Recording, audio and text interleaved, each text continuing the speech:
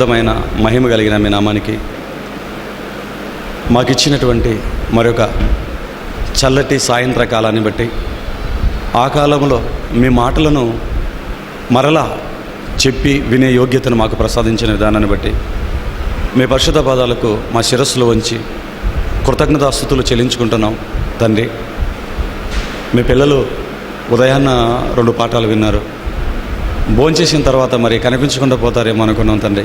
కానీ ఓపికతో నాయనా మీ మాట కోసం మీ పిల్లలు కూర్చున్నారంటే ఉదయం చెప్పిన పాఠాలు వారికి బాగా అర్థమయ్యాయి తండ్రి. మీరు వేసిన మట్టపు గుండుకు మీ త్రాసులో తూగాలన్నటువంటి ఆలోచన మీ పిల్లల్లో రేకెత్తించిన విధానాన్ని బట్టి మీకు కృతజ్ఞతాస్తుతులు చెల్లించుకొనొచ్చు నాయనా. మరి మేము పెట్టిన ఖర్చు వృధాగా పోకుండా మరి యొక్క పాఠాన్ని వినడానికి మీ పిల్లలు ఆశతో ఎదురు చూస్తున్నారు తండ్రి. ఇప్పుడు నిజంగా అడుగుతున్నాను తండ్రి, వాక్యం కోసం ఎదురు చూసి కూర్చున్న ఈ ప్రతి ఒక్కరిని పేరు పేరున మీరు దీవించండి, ఆశీర్వదించండి. మీ ఆశీర్వాదానికి పాత్రలుగా చేయండి తండ్రి. వారిని మాత్రమే కాకుండా వారి కుటుంబాలను కూడా మీరు జ్ఞాపకం చేసుకున్నామని ప్రార్థిస్తూ యేసుక్రీస్తు వారి పరిశుద్ధమైన నామంలో ఈ ప్రార్థన సమర్పిస్తున్నాము తండ్రి. ఆమేన్. ప్రభునందు ప్రేమైన దేవుని పిల్లలారా, మిమ్మల్ని చూస్తుంటే నిజంగా చాలా నేను మనస్ఫూర్తిగా చెప్తున్నాను, చాలా సంతోషంగా ఉంది. ఎందుకంటే చాలామంది మధ్యాహ్నం భోంచేసిన తర్వాత కనిపించకుండా పోతారండి. కానీ పిల్లలారా, ఉదయం ఎంతమంది అయితే ఉన్నారో ఇప్పుడు కూడా అంతే సంఖ్యలో మీరు ఉండటం నిజంగా దేవుడికి మాకు కూడా చాలా సంతోషదాయకం. హమ్మింగ్ రాకుండా చూసుకున్నాను. మంచిది దేవుని పిల్లలారా.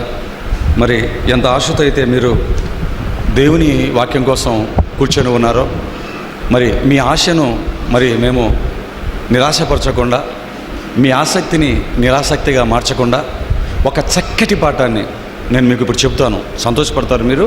ఒక చక్కటి పాఠాన్ని చెప్తాను. మరి ఎక్కువసేపు కాకుండా 1 గంట సేపట్లోనే మీకు నేను చెప్పవలసిన ఈ పాఠాన్ని నేను చెప్పేస్తాను పిల్లరా. మరి ఆ పాఠం పేరు ముందుగానే మరి మన పాంప్లెట్లలో పోస్టర్లో ప్రకటించిన విధంగా మిగిలిన చిట్ట చివరి పాఠం ఏదో చెప్పండి. క్రైస్తవుడు పొందవలసిన 2వ బాప్తిసం ఏది, లేదా క్రైస్తవుడు పొందవలసిన మరో బాప్తిసం ఏది అనేటువంటి ఈ అంశం గురించి మరి కొన్ని సంగతులు బైబిల్లో ఉన్న 66 పుస్తకాల నుంచి మనం నేర్చుకున్నాం పిల్లరా. ఈ వాక్యంలోకి వెళ్ళడానికి మునుపు మరి ఒకసారి మీకు ఒక విన్నపాన్ని నేను చేసుకుంటున్నాను. దయచేసి చెబుతున్న ప్రతి మాట, వినపడుతున్న ప్రతి మాట మనసు పెట్టి మీరు వినండి, మీరు గ్రహించండి పిల్లలారా. మీరు వినగలిగితే, మీరు గ్రహించగలిగితే మీరు ఎప్పుడు వినని ఒక గొప్ప సంగతిని ఈరోజు మీకు నేను చెప్తాను. ఎందుకంటే క్రైస్తవుడు పొందవలసిన 2వ బాప్తిసం ఏది అనే ఈ ప్రశ్నను మరి మీ జీవిత కాలంలో ఇదే మొట్టమొదటిసారిగా వింటున్నారు అని ధైర్యంగా మేము చెప్పగలం. ఎందుకంటే మా జీవిత కాలంలో మేము కూడా ఎప్పుడు వినలేదు కనుక పిల్లరా. అందుకే ఇంతవరకు మీరు మొదటి బాప్తిసం గురించి తెలుసుకున్నారు. కాబట్టి క్రైస్తవుడు పొందవలసిన 2వ బాప్తిసం గురించి చెప్తున్నప్పుడు జాగ్రత్తగా మీరు వినండి, మిమ్మల్ని విసిగించకుండా. సకాలానికి నేను వాక్యాన్ని ముగిస్తాను పిల్లరా. ఆలోచిద్దాం. ప్రేమైన దేవుని పిల్లలారా, బైబిల్ అనేది ఒక మహాజ్ఞాన గ్రంథం. మరి అందులో వ్రాయబడిన ప్రతి మాట మనిషి మట్టి మెదడు నుంచి పుట్టిన మాట ఎంత మాత్రము కాదు.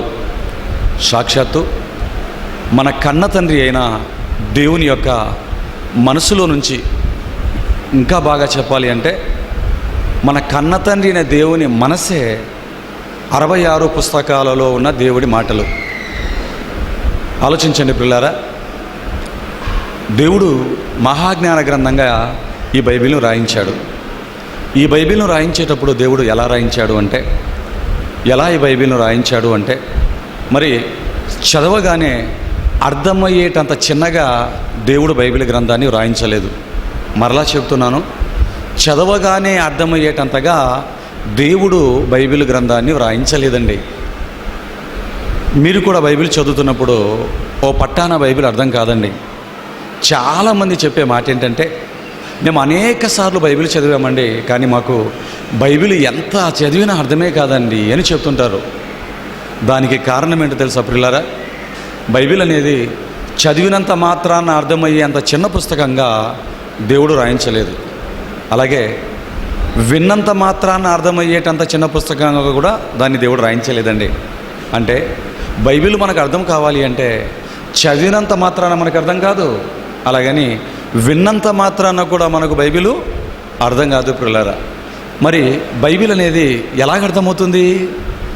బైబిల్లో ఉన్న సంగతులు ఎలా మనకు అర్థమవుతాయి అని మనం జాగ్రత్తగా ఆలోచిస్తేనండి, చదివినంత మాత్రాన్నో విన్నంత మాత్రాన్నో వ్రాసుకున్నంత మాత్రాన్నో అర్థం కాదు ప్రియులారా.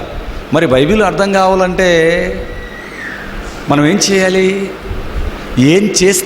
మనం ఏం చేస్తే బైబిల్ అనేది మనకు అర్థమవుతుంది అని మనం ఆలోచిస్తేనండి, బైబిల్ అర్థం కావాలి అంటే బైబిల్ చదవటంతో పాటు ధ్యానించటం మనకు రావాలి. బైబిల్ చదవటంతో పాటు బైబిల్ని పరిశీలించి చదవటం మనకు తెలియాలి. బైబిల్ను వినటంతో పాటు గ్రహించటం కూడా మనకు రావాలి ప్రియులారా. మీరు ఆలోచించండి. ఎందుకంటే ఈరోజు మనిషి చేస్తున్నవి ఏంటంటే బైబిల్ని చేతపట్టుకున్నాడు, బాగానే ఉంది. బైబిల్ని చేతపట్టుకున్న తర్వాత బైబిల్ని చదువుతున్నారు, బైబిల్ని గురించి వినడం కూడా వింటున్నారు. ఎందుకంటే ఈ లోకంలో మనం జాగ్రత్తగా గమనిస్తే క్రైస్తవ సమాజంలో బైబిల్ను చదివే వారికి కొదవలేదండి. ఎందుకంటే క్రైస్తవులైన ప్రతి ఒక్కరూ బైబిల్ చదువుతూనే ఉంటారు. రోజు చదవకపోయినా అప్పుడప్పుడైనా చదువుతూనే ఉంటారు ప్రియులారా. బైబిల్ను చదివే వారికి కొదవలేదు. రోజుకు 5-6 అధ్యాయాలు, 10 అధ్యాయాలు, 20 అధ్యాయాలు పుస్తకాలే చదివే వారికి కూడా క్రైస్తవ సమాజంలో కొదవలేదు ప్రియులారా. చదివేవారికి కొదవలేదు, వినేవారికి కూడా కొదవలేదు అని చెప్పాలి. ఎందుకంటే ఎక్కడ సభలు పెట్టినా, ఎక్కడ సెమినార్లు పెట్టినా, ఎక్కడ దైవికమైన కార్యక్రమాలు జరుపుతున్నా గుంపులుగా జనాలు రావటం అనేది మనం గమనించగలం. అంటే చదివేవారికి ప్రపంచంలో కొదవలేదు, బైబిల్ను వినటానికి వచ్చేవారికి కూడా సమాజంలో కొదవలేదండి. మరి ఎవరు కొదవ ఉన్నారు? బైబిల్ని ధ్యానించేవారు కొదవ ఉన్నారు, బైబిల్ని పరిశీలించి చదువుకునేవారు కొదవ ఉన్నారు. చివరిగా బైబిల్ని వింటున్నప్పుడు, చదువుతున్నప్పుడు గ్రహించేవారు చాలా తక్కువ మంది ఉన్నారండి. దేవుని పిల్లలారా, కేవలం చదవటంతో వినటంతో మనం సరిపెట్టుకుంటే బైబిల్ అర్థం కాదు. ఎందుకంటే క్రైస్తవులుగా మన జీవితాల్లో మనం చేసేది కూడా ఈ రెండే ఎక్కువగా చేస్తుంటాం. 1 చదవటం, 2 వినటం. అవునా కదా? మీరు చెప్పండి. ఇంతకు మించి మనం ఏం చేస్తామో చెప్పండి క్రైస్తవులంగా? ఆలోచించండి ప్రియులారా. 1 చదవటం, 2 వినటం. ఇంతకు మించి మనం ముందుకు వెళ్ళమండి. ఇంతకు మించి ఈ క్రైస్తవులంగా మన జీవితాల్లో మనం చేసేది కూడా ఏమీ ఉండదు ప్రియులారా. ఏమండి, ఇవి చేసినంత మాత్రాన బైబిల్ మనకు అర్థం కాదండి. ధ్యానించాలి, పరిశోధించాలి, గ్రహించాలి ప్రియులారా. ఈ సంగతి దేవుడు ముందే చూశాడండి. సమాజం కేవలం చదవటంతో, దేవుడి పిల్లలు కేవలం వినటంతోనే సరిపెట్టుకొని బైబిల్ దగ్గర తిరిగి వెళ్ళిపోతారన్న సంగతి దేవుడికి అర్థమైంది. అందుకే దేవుడు కూడా బైబిల్ మనం చదువుతున్నప్పుడు బైబిల్ని చదివేవారెవరు లేరండి అని ఎప్పుడు చెప్పలేదు. బైబిల్ని చెబుతున్నప్పుడు వినేవారెవరు లేరండి అని ఎప్పుడు చెప్పలేదు. చదివేవారు లేరని ఆయన ఎప్పుడు చెప్పలేదు, వినేవారు లేరండి అని కూడా ఆయన ఎప్పుడు చెప్పలేదు ప్రియులారా. మరి ఎవరు లేరని చెప్పాడు ఆయన? ఎవరు లేరని చెప్పాడు? ఇది మనకు తెలియాలి అంటే, దేవుడు ఎవరు లేరు అని చెప్పాడో మనకు తెలియాలి అంటే మనం బైబిల్ని చూడాలి. రోమీలకు రాసిన పత్రిక చూడండి. మరి బైబిల్ని జాగ్రత్తగా చూడండి నాన్న. రోమీలకు రాసిన పత్రిక 3వ అధ్యాయం 11వ వచనం చూడండి పిల్లరా. జాగ్రత్తగా అందరూ రాసుకోరండి. రాసుకున్న వీలు కలిగిన వాళ్ళందరూ కూడా రోమీలకు రాసిన పత్రిక 3వ అధ్యాయము 11వ వచనాన్ని బైబిల్లో ఉన్న వారందరూ కూడా తీసి మరి చదవడంతో పాటు ఏం చేయాలి తెలుసా? అండర్లైన్ చేసుకోండి, మీకు గుర్తుకుంటుంది పిల్లరా, లేకపోతే మర్చిపోతారు మీరు. రోమీలకు రాసిన పత్రిక 3వ అధ్యాయం 11వ వచనాన్ని మనం చదవగలిగితే, నీతిమంతుడు లేడు, ఒక్కడు లేడు. ఇంతవరకు మనకు తెలుసు. అవునా? ఇది అండి, నీతిమంతుడు లేడు, ఒక్కడు లేడు అనేది నాకు ఎంతవరకు తెలియదండి. ఈ మాట ఎప్పుడు నేను వినలేదండి, ఈ మాట ఎప్పుడు నేను బైబిల్లో చదవలేదండి అనే వాళ్ళు చేతులు ఎత్తండి. ఒకరి వైపు ఒకరు చూసుకుంటారు తప్ప ఎవరు చేతులు ఎత్తడం లేదు. ఇన్ని వందల మంది ఇక్కడ ఉన్నప్పటికీ మీరు ఒకరు ఎవరైనా ఎత్తుతారేమో అని చూస్తున్నారు తప్ప మీరు మాత్రం ఎత్తడు. అంటే నీతిమంతుడు లేడు, ఒక్కడు లేడు అనే ఈ మాటని క్రైస్తవులైన ప్రతి ఒక్కరూ తమ జీవిత కాలంలో తప్పనిసరిగా ఎప్పుడో ఒకసారి విననైనా విని ఉన్నారు, బైబిల్లో చదవనైనా చదివి ఉంటారు. ఒకవేళ వినటము బైబిల్లో చదవటం మిస్ అయిపోయినట్లయితే చర్చి గోడల మీద, చర్చికి ఉన్నటువంటి బయట కాంపౌండ్ల మీద ఖచ్చితంగా ఎప్పుడో ఒకప్పుడు ఈ మాటను చదవటం వినటం మనం చేసి ఉంటాం క్రైస్తవ బిడ్డలంగా. అవునా కాదా చెప్పండి? ఖచ్చితంగా ఈ పని చేసి ఉంటాం పిల్లరా. అందుకే మీరు కూడా ఎవరు చేతులు ఎత్తటం లేదు. ఇంతవరకు అందరికీ తెలుసు, కానీ అదే 11వ వచనంలో రెండవ మాట మాత్రం చాలామందికి తెలియదండి. అలాగని చదవలేదా అంటే చదివాం, అలాగని ఆ మాటను చూడలేదా అంటే చూసాం, కానీ దాన్ని మనం ఇంతవరకు పట్టించుకోలేదు అంటే దాన్ని మనము గ్రహించలేదు అని మనకు అర్థమైంది పిల్లరా. ఇప్పుడు చదవండి ఏమంటున్నాడు? నీతిమంతుడు లేడు, ఒక్కడునూ లేడు, గ్రహించువాడెవడునూ లేడు, దేవుని వెదకు వాడెవడునూ లేడు. చాలండి పిల్లరా, నీతిమంతుడు లేడు, ఒక్కడు లేడు అన్నాడు. రెండవ మాటలు ఏం చెప్తున్నాడు? గ్రహించువాడెవడునూ లేడు. చూసారా ఏమండి? దేవుడు బైబిల్ దగ్గరికి వచ్చేసరికి ఎటువంటి వారు లేరని చెప్తున్నాడు? ఎవరు లేరని చెప్తున్నాడండి? గ్రహించువాడెవడునూ లేడు అంటున్నాడు. అంటే చదివేవారెవరు లేరని చెప్పడం లేదు నాన్న. ఇకపోతే వినేవారెవరు లేరని కూడా దేవుడు చెప్పడం లేదు. ఎవరు లేరని చెప్తున్నాడు దేవుడు ముక్త కంఠంతో, ఖచ్చితమైన కంఠంతో ఏమని చెప్తున్నాడండి? గ్రహించువాడెవడునూ లేడు. అంటే మనిషి ఏం చేస్తాడంటే, దేవుని పిల్లలు ఏం చేస్తారంటే దేవుడిచ్చిన బైబిల్ గ్రంథాన్ని చదవటంతో ఆగిపోతాడు, చదవటంతో అయిపోయింది అనుకుంటాడు. 2 వినటంతోనైనా సరిపెట్టుకుంటాడు. 1 చదవడంతో సరిపెట్టుకుంటాడు, 2 వినటంతో సరిపెట్టుకుంటాడు. పిల్లారా ఏమండి, ఈ 2 సరిపోవండి దేవుడి వాక్యాన్ని అర్థం చేసుకోవటానికి, దేవుడు మనతో ఏం మాట్లాడుతున్నాడో తెలుసుకోవటానికి. చదవటం వినటం సరిపోదు పిల్లారా. చదవటం వినటం సరిపోదు. మరి ఏముండాలంటున్నాడు? గ్రహించువాడెవడునూ లేడు అంటున్నాడు. చూడండి, అంటే దేవుడు ఎవరినైతే కోరుకుంటున్నాడో వారే లేకుండా పోయారండి. ఇంతకు వింటే ఏం జరుగుతుంది, గ్రహిస్తే ఏం జరుగుతుంది? విన్నది వెంటనే మర్చిపోయటానికి అవకాశం ఉంది, కానీ విన్న తర్వాత గ్రహిస్తే దాని హృదయములో చేర్చుకోవటానికి చాలా వరకు అవకాశం ఉంటుంది పిల్లలారా. అందుకే అంటున్నాడు దేవుడు, గ్రహించువాడెవడునూ లేడు అంటున్నాడు. ఎందుకంటే అందరూ చదువుతారు, అందరూ వింటారు, వెళ్ళిపోతారు తప్ప గ్రహించరు అంటున్నాడు. పిల్లరా మీరు ఆలోచించండి. అందుకేనండి బైబిల్ను మనం చదివేటప్పుడు చదవడంతో పాటు పరిశీలించి చదవటం మనకు రావాలి. బైబిల్ని చదవడంతో పాటు ధ్యానించడం కూడా మనం అలవాటు చేసుకోవాలి. బైబిల్ వింటున్నప్పుడు వినడంతో పాటు గ్రహించడం కూడా మనకి రావాలి ప్రియులారా. ఒకవేళ గ్రహింపు లేకుండా, ధ్యానించే పద్ధతిని మనం అనుసరించకుండా, చదివిన వాక్యాన్ని ధ్యానించకుండా కేవలం చదివి వినో, కేవలం చదవటం వలనో వినటం వలనో మాత్రమే మనం సరిపెట్టుకొని ఇదిగో వాక్యాన్ని బోధించటం ప్రారంభించామనుకోండి, 1 చదవటం 2 వినటంతో సరిపెట్టుకొని వాక్యాన్ని బోధించటానికి ప్రజల ముందు మనం నిలబడ్డామనుకోండి, ఏమండి గ్రహింపు లేని వారి బోధ, ధ్యానము లేని వారి బోధ, పరిశోధించే తత్వం లేని వారి బోధ ఎలాగుంటుందో చెప్పమంటారా దేవుని పిల్లలారా? ఎలాగుంటుందండి అని ఒకవేళ మీరు అడిగితే దానికి ఒక మంచి ఎగ్జాంపుల్ నేను చెప్తాను. ఏమండి కేవలం చదవటంతో వినడంతో సరిపెట్టుకునే వారి బోధ ఎలాగుంటుందంటే, గ్రహింపు, ధ్యానించటము, పరిశోధించటం లేని వారి బోధ ఎలాగుంటుందో నేను మీకు ఒక చక్కటి ఎగ్జాంపుల్లో నేను చెప్తానండి. పిల్లరా, ఆదికాండం మీకు అందరికీ తెలుసు కదా. ఆదికాండం మనకు తెలుసు. మరి ఆదికాండంలో 6-7 అధ్యాయాలు కూడా మనకు తెలుసు. 6వ అధ్యాయంలో ఏముంటుందో కూడా మనకు తెలుసండి. మరి 6వ అధ్యాయపు 2వ భాగానికి వచ్చేసరికి, 2వ భాగానికి వచ్చేసరికి దేవుడు నోవహు గారిని పిలవటం, మరి ఆయనకు కొన్ని పనులు అప్పగించాడు. మరి దేవుడు నోవహుకు అప్పగించిన పని ఏంటండి? దేవుడు నోవహు గారికి అప్పగించిన పని ఏంటి?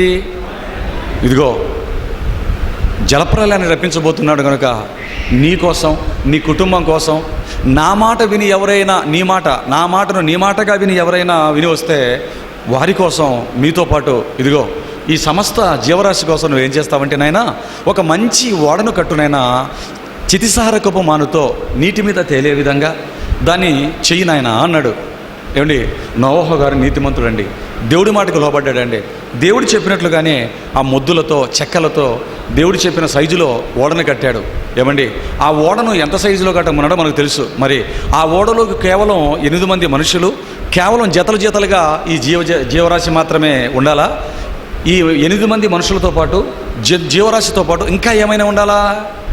8 మంది మనుషులు మాత్రమే వస్తే సరిపోదు. ప్రతి జంతువు, ప్రతి పక్షి, ప్రతి పురుగు జతలుగా వచ్చినంత మాత్రాన కూడా సరిపోదు. సరిపోతుందా? సరిపోతుందండి? సరిపోతుందా? సరిపోదు. మరి ఏం రావాలి? మేత కావద్దా? ఆ జంతువులు తినడానికి మేత కావద్దు? అలాగే నోవహు గారు కూడా తినడానికి తినుబండరాలు కావాలి కదండి. ఎందుకంటే సాధు జంతువులు తినే ఫుడ్ వేరు, మరి క్రూరమృగాలు తినే ఫుడ్ వేరు, పురుగులు తినే ఫుడ్ వేరు, ఏమండి పాములు తినే ఫుడ్ వేరు. మరి ఆ జీవరాశిని బట్టి రకరకాలైనటువంటి ఆహార పదార్థాలన్నిటిని కూడా దేవుడు కూర్చుకోమన్నాడు. ఈ 8 కూడా తినటానికి కూడా కావలసిన ఆహార పదార్థాలను దేవుడు కూర్చుకోనమని చెప్పి వాళ్ళకి చెప్పాడండి. పిల్లరా, అన్నట్లుగా వాళ్ళు చేశారు. ఏమండి, ఈ సందర్భాన్ని పురస్కరించుకొని కేవలం చదవటం వినటం మాత్రమే ఉండి గ్రహింపు, పరిశోధన, ధ్యానం లేనటువంటి ఒక బోధకుడు చెబుతూ ఆయన ఏమని చెప్తున్నాడో తెలుసా అండి? ఇదిగో నోవహు గారికి దేవుడు చెప్పినవన్నీ 6వ అధ్యాయంలో ఉన్నాయి. ఆ రోజు నోవహు గారు జంతుజాలంతో పాటు వాటికి సమకూర్చిన ఆహార పదార్థాలతో పాటు వారి కోసం కూడా ఆహార పదార్థాలను సమకూర్చుకున్నాడు. అలా మనుషుల కోసం 8 మంది కోసం ఆహార పదార్థాలను సమకూర్చుకునేటప్పుడు ఏమండి ఒక పదార్థాన్ని కూడా సపరేట్గా సమకూర్చుకున్నాడు అన్నాడు. ఇంతకు ఏంటా పదార్థం అంటే అట్లు కూడా మిగతా ఆహార పదార్థాలతో పాటు నోవహు గారు ఏం తీసుకెళ్లారు? ఓడలోనికి అట్లు తీసుకెళ్ళాడు. కాబట్టి ఈ ప్రపంచ చరిత్రలో మొట్టమొదటిగా అట్లు చేసిన వారు ఎవరో తెలుసా అని అడిగాడు. అట్లంటే దోశలండి, మీరేదో మళ్ళీ ఏదో అట్లకర్రలు ఏదో అనుకోకండి. అట్లు అంటే దోశలు, బొబ్బట్టు, పెసరట్టు అంటున్నారు చూడండి. ఏమండి, అట్టు అంటే పెనం మీద వేసుకునే బియ్యపు పిండిని కలిపి వేసుకునే దోశలు లాంటివి పిల్లలారా. మరి ఈ ప్రపంచంలో మొట్టమొదటగా ప్రపంచ చరిత్రలో అట్లను చేసింది ఎవరో తెలుసా మీకు అని అడిగాడు. అంటే అట్ల పితామహుడు మొట్టమొదట చేసిన వాడే కదండి పితామహుడు అవుతాడు. మరి అట్ల పితామహుడు ఎవరో తెలుసా అన్నాడు. మనకేం తెలుసు అండి? తెలియదు కదండి. తెలియదు అనేసరికి నేను చెప్తున్నాను, నోవహు అన్నాడు. ఎందుకంటే ఆ రోజు ఓడలోకి తీసుకెళ్ళిన ఆహార పదార్థాలతో పాటు అన్నిటితో పాటు స్పెషల్గా నోవహు గారు ఏం తీసుకెళ్ళాడు తెలుసా? ఓడలోనికి అట్లు కూడా తీసుకువెళ్ళాడు అన్నాడు. మరి మనకు బైబిల్లో చూపిస్తున్నా కదా, నమ్ముతాం. మీకు డౌట్ అయితే బైబిల్లో కూడా ఇప్పుడు చూడండి, మొట్టమొదటగా అట్లు చేసిన వారు నోవహు గారే అన్నారు అని ఏ రెఫరెన్స్ చూపించాడు తెలుసా? ఆదికాండం 6వ అధ్యాయం 22వ వచనాన్ని చూపించాడండి. చూడండి అక్కడ ఏముందో. ఆదికాండం 6వ అధ్యాయం 22వ వచనం. నోవహు అట్లు చేశాను, నోవహు అట్లు చేశాను. మీరు ముందుకు వెళ్ళిపోకండి, ముందు అట్ల దగ్గర నిలబడండి. నోవహు ఏం చేశాడట? నోవహు అట్లు చేశాను అన్నాడు. అంటే పిల్లరా, నోవహు ఏం చేశాడనుంది ఇక్కడ? అట్లు చేశాడు. కాబట్టి మొట్టమొదట ప్రపంచ చరిత్రలో అట్లను చేసిన వాడు ఎవరు? నోవహు. అంటే అట్ల పితామహుడు ఎవరు ప్రపంచానికి? నోవహు అన్నాడండి. ఏమండి, నిజంగా ఇది బైబిల్ తెలియకపోతే మీరు కూడా నమ్ముతారా లేదా? ఇప్పుడు నేను నవ్వకుండా కొంచెం నేను స్మైలింగ్ ఫేస్ పెట్టకుండా సీరియస్గా గట్టిగా మాట్లాడి చెప్పాను అనుకోండి, బ్రదర్ చెప్పింది నిజమే, అట్ల పితామహుడు ఖచ్చితంగా నోవహే బాబు అనుకుంటారు మీరు కూడా. పిల్లరా, నోవహు అట్లు చేసిన అంటే నోవహు ఈ అట్లు చేశాడని అర్థం. అక్కడితోనే మీరు ఆపేస్తే మనకు అర్థం కాదు. తర్వాత ఏమన్నారు చూడండి, నోవహు అట్లు చేశాను. ఇప్పుడు చదవండి. దేవుడు అతనికి ఆజ్ఞాపించిన దాని ప్రకారము యావత్తు చేశాను, అది అర్థం. ఏదైతే దేవుడు చెప్పాడో అదంతా నోవహు గారు చేశారు అని ఇక్కడ చెప్తున్నాడండి. కానీ మనవాడు ఏం చెప్పాడు? అట్లు చేసిన అనగానే అట్ల పితామహుడు నోవహు అని చెప్పాడు. ఏమండి, మరి ఆయన బైబిల్ చదవలేదా? అలాగని చదవలేదా? చదివితేనే కదా ఈ రెఫరెన్స్ దొరికింది. అలాగని ఎప్పుడైనా బైబిల్ వినలేదా? చెప్పడానికి మునుపు విన్నాడు, మనకు చెప్పడానికి మునుపు కూడా చదువుకున్నాడండి. అంటే విన్నాడు, చదువుకున్నాడు. విని చదువుకొని మాత్రమే బైబిల్ చెప్పడం ప్రారంభిస్తే ఎలాగుంటుందంటే, గ్రహింపు లేకుండా, పరిశోధన లేకుండా, ధ్యానించడం లేకుండా చెబితే, అది కొరబడిన వ్యక్తి బైబిల్ చెబితే పరిస్థితి ఎలాగుంటుందంటే ఇలాగే ఉంటుందండి. అట్లు అని కనపడగానే ఏమనుకుంటాడు? తినే అట్లు అని అట్ల గురించినటువంటి అట్ల మర్మం చెప్పే వారంగా మనం మిగిలిపోతాం దేవుని పిల్లలారా. ఏమండి, మనకు సరి అయినటువంటి జ్ఞానం చెప్పే వ్యక్తి ఎదురుపడినంత వరకు మన ఆటలు సాగుతాయి. పరిశోధించి గ్రహించి చక్కగా ధ్యానించే వ్యక్తి మంచి స్పీకర్ మన ముందుకు వచ్చాడు అనుకోండి, అప్పుడు మనం అట్ల మర్మాలన్నీ కూడా మనం చెప్పిన అట్ల మర్మాలన్నీ కూడా ఏమైపోతాయి? గాలికి కొట్టుకుని వెళ్ళిపోతాయి. మనం అబద్ధబోధకులంగా మిగిలిపోతాం. ఆలోచించండి దేవుని పిల్లలారా. అందుకే ఏమన్నాడంటే, నాయన బైబిల్ని చదువు మాత్రం మీరు చెప్పకండి, బైబిల్ విని కూడా విన్నంత మాత్రాన్ని మీరు చెప్పకండి నాయన. చదివి వింటున్నా మీకు పరిశోధన కావాలి, గ్రహించాలి, మీరు దాన్ని ధ్యానించాలి. అప్పుడు నీకు అట్లా నేను చెప్పినట్లా అనేది మీకు అర్థమవుతుంది అంటున్నాడు. ఆలోచించండి దేవుని పిల్లలారా, ఆలోచించండి. ఇలా బైబిల్ని మనం నిజంగా అండి మనసు పెట్టి మనం కూడా వినటం చదవటంతో సరిపెట్టకుండా గ్రహించటం, ధ్యానించటం, ఆ తర్వాత పరిశోధించి ఈ బైబిల్ గ్రంథాన్ని మనం చదవగలిగితేనండి నిజంగా చదవటం వినడంతో పాటు ఈ మూడు కూడా మనకున్నాయంటే ధైర్యంగా నేను చెప్తున్నాను, ప్రపంచములో మనల్ని ఎదిరించగలిగిన బోధకుడు అంటే ఎవరు ఉండడు.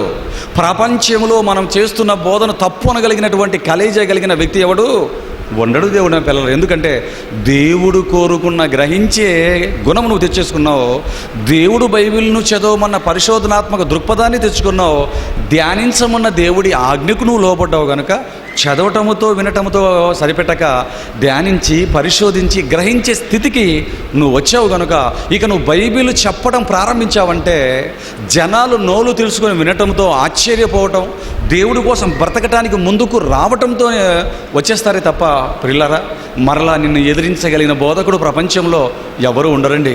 ఎందుకంటే దేవుడు చెప్పిన కోణం కాబట్టి. ఆలోచించండి దేవుడిన పిల్లలారా, నిజంగానండి.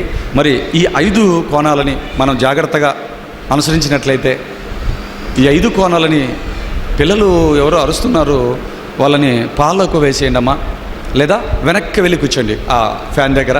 దయచేసి వెంటనే ఆ పని చేయండి. మీరు దయచేసి మాకు సహకరించిన వారు అవుతారు. పిల్లరా మీరు ఆలోచించండి. ఈ అన్ని కోణాలను మనం మనసులో పెట్టుకొని ఏమండి బైబిల్ను పరిశీలిస్తేనండి ఎవ్వరూ చెప్పలేని గొప్ప సంగతులు మనం చెప్పగలం. ఎందుకంటే దేవుడు కోరుకున్న లక్షణాలు మనకు ఉన్నాయి కాబట్టి ఎవ్వరూ తెలుసుకోలేని సంగతులను ఖచ్చితంగా ఆశ్చర్యపోయే రీతిలో మనం చెప్పగలం పిల్లలారా. అప్పుడు వయసు పని చేయదు. చిన్న వయసులో ఉన్నవాడే చిన్న వయసులో ఇంత చెప్తున్నాడే అనేది పని చేయదు పిల్లలారా. ఎవరైనా దేవుడి మహాజ్ఞాన సంగతుల్లోంచి గొప్ప సంగతులు బయటికి తీసి ఎవరూ చెప్పలేని సంగతులను మనం చెప్పగలం. ఆలోచించండి పిల్లలారా. అలాంటి పాఠమే ఈరోజు మనం ఆలోచిస్తున్న క్రైస్తవుడు పొందవలసిన మరో బాప్తిసం లేదా రెండవ బాప్తిసం ఏది అనే ఈ పాఠం జాగ్రత్తగా మనం మనసు పెట్టి ఆలోచిస్తేనండి పిల్లరా, బాప్తిసం అనగానే మనకు గుర్తుకు వచ్చేది ఏంటంటే, మరి మనం మారు మనసు పొందినప్పుడు మనల్ని నీటిలో ముంచి లేపే కార్యక్రమం మనకు గుర్తుకొస్తుంది. నీటిలో ముంచి లేపే కార్యక్రమం మనకు గుర్తుకొస్తుంది. ఇదేంటండి మీరు నీటిలో ముంచి లేపడం అన్నాడు, మేము చిలకరించుకున్నామండి అనేవాళ్ళు కూడా కొందరు ఉన్నారు. మేము జెండా కింద దూరామండి అనేవారు కూడా కొందరు ఉన్నారు. ఎందుకంటే బైబిల్లో దేవుడు బాప్తిస్వాలు ఎన్నని చెప్పాడు? ఎఫెసీయులకు రాసిన పత్రిక 4వ అధ్యాయం 5వ వచనం చూడండి పిల్లలారా. పౌలు ఎఫెసీయులకు రాసిన పత్రిక ప్రతి ఒక్కరూ వినండి, ప్రతి ఒక్కరూ రాసుకోండి. ఒకవేళ రాసుకొని వినే పరిస్థితులు మీకు లేకపోతే కనీసం గ్రహించండి. మీ ఊర్లకు, మీ పల్లెలకు, మీ పట్టణాలకు, మీ సంఘాలకు వెళ్ళి ఆ సంఘంలో ఇదిగో మేము చెప్పినట్లుగా గంటసేపు మాట్లాడకపోయినా కనీసం 10 నిమిషాల్లోనైనా ఈ పాఠపు సారాన్ని మీ సంఘానికి మీరు పరిచయం చేసి వారికి మేలు చేయండి దేవుడిన పిల్లలారా. వారిని పురికొల్పండి, వారి బ్రతుకులకు ఒక మంచి తోవను చూపించండి. ఎందుకంటే ఈ పాఠం క్రైస్తవుడి జీవితం ఎలాగుండాలో తెలియజేసే పాఠం అండి. క్రైస్తవ బ్రతుకులను నిలబెట్టే పాఠం దేవున్న పిల్లలారా. క్రైస్తవుడి యొక్క బాధ్యతను గుర్తు చేసే పాఠం. ఎఫెసీయులకు రాసిన పత్రిక 4వ అధ్యాయం 5వ వచనాన్ని చూడండి పిల్లలారా. ప్రభువు ఒక్కడే, విశ్వాసం ఒక్కటే, బాప్తిసం ఒక్కటే, బాప్తిసం ఒక్కటే, బాప్తిసం ఒక్కటే అంటున్నాడు పిల్లలారా. మీరు ఆలోచించండి. బాప్తిసాలు ఎన్ని చెప్తున్నాడండి? బాప్తిసాలు ఎన్ని చెప్తున్నాడు చూశారు? మీరు కూడా చదివేసి అయిపోయి నా వైపు చూస్తున్నారు. బాప్తిసాలు ఎన్ని చెప్తున్నాడు అక్కడ? ఒక్కటే అన్నాడు చూడండి. ప్రభువు ఒక్కడే, విశ్వాసం ఒక్కడే, బాప్తిసం కూడా ఒక్కటే. మరి బాప్తిసం ఒక్కటే అని చెబుతుంటే వీరేటండి బైబిల్ రీసెర్చ్ మినిస్ట్రీస్ వారు ఏమనేశారు పోస్టర్లలో? క్రైస్తవుడు పొందవలసిన రెండవ బాప్తిసం ఏంటండి అని చెప్పారు. ఏంటండి వీళ్ళు? రెండవ బాప్తిసం అని బైబిల్లో ఎక్కడుందండి?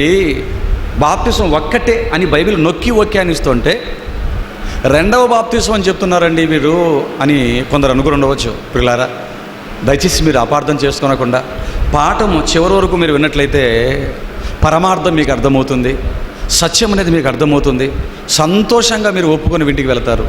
ఆలోచిద్దాం దేవుని పిల్లలారా. ఎందుకంటే దేవుడు బాప్తిసం ఒక్కటే అంటున్నాడు. బాప్తిసం అనగానే మనకు గుర్తుకొచ్చేది కూడా మరి నీటిలో ముంచటం, కానీ కొందరికి చిలకరించటం, కొందరికి జెండా కింద నడిపించటం, రకరకాలుగా. ఎందుకంటే బాప్తిసం ఒక్కటే అని దేవుడు చెబుతున్నప్పటికీ ఈరోజు ప్రపంచ క్రైస్తవ సంఘాలలో బాప్తిసం ఒక్కటైనప్పటికీ దాన్ని ఒకే విధంగా తీసుకుంటున్నారా, రకరకాలుగా తీసుకుంటున్నామా? రకరకాలుగా. ఎందుకంటే నీటిలో ముంచి తీసుకున్న బాప్తిసాలు ఉన్నాయి. ఇక్కడ ఉన్న మనం కూడా నీటిలో ముంచి చాలామంది తీసుకున్నారు. మరికొందరు ఏం తీసుకున్నారు? చిలకరింపులు తీసుకునే వాళ్ళు కూడా ఉన్నారు. చూసారా, బాప్తిసం అనగానే కొందరికి ముంచిన బాప్తిసం గుర్తుకొస్తే, కొందరికి చిలకరింపిన బాప్తిసం గుర్తుకొస్తే, మరికొందరికి జెండా కిందకి నడిపించిన బాప్తిసాలు గుర్తుకొస్తున్నాయి, కొందరికి చిన్నప్పుడు ఇచ్చిన బాప్తిసాలు మరికొందరు గుర్తుకొస్తాయి. అంటే ఇప్పుడు మొత్తానికి ఎన్ని బాప్తిసాలకు వచ్చాయి మనకు గుర్తుకొచ్చాయి? ఇప్పుడు 4 రకాలైన బాప్తిసాలు వచ్చి గుర్తుకొచ్చాయి. ఇవే కదండోయ్, 10ల సంఖ్యలో బాప్తిసాలు రకరకాలుగా ప్రపంచవ్యాప్తంగా క్రైస్తవ సంఘాల్లో ఉన్నాయి పిల్లలారా. 4 వచ్చేసే. చూసారా, ఈ 4 కేటగిరీలో ఏదో కేటగిరీలో మనం ఉన్నాం. ఆలోచించండి దేవుని పిల్లలారా, ఆలోచించండి. కానీ బాప్తిసం అనే పదానికి సరి అయిన అర్థం చెప్పవలసి వస్తే పాతి పెట్టుట లేదా సమాధి చేయుట అంటాడు. ఆ రెఫరెన్స్లు మీకు తెలుసు అనుకుంటాను. ఒకవేళ తెలియకపోతే మరొకసారి మీరు చూడొచ్చు. రోమిలకు రాసిన పత్రిక 6వ అధ్యాయము 4-5 వచనాలను మీరు చూడగలిగితేనండి. రోమిలకు రాసిన పత్రిక 6వ అధ్యాయం 4-5 వచనాలను మీరు చూడగలిగితే అక్కడ చెప్పాడండి బాప్తిసం అనుకున్నటువంటి అర్థం ఏంటో అక్కడ చెప్తాడు పిల్లరా. చూడండి అక్కడ ఏముందో. కాబట్టి రోమిలికి రాసిన పత్రిక 6వ అధ్యాయం 4-5 వచనాలు. కాబట్టి తండ్రి మహిమ వలన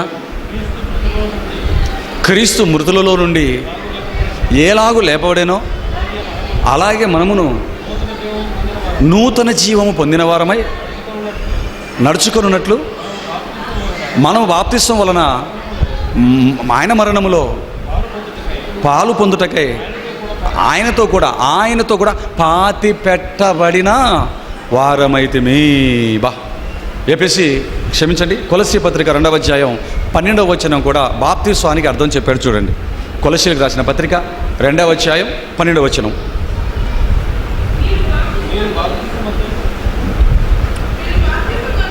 కొలస్సీలకు రాసిన పత్రిక 2:12.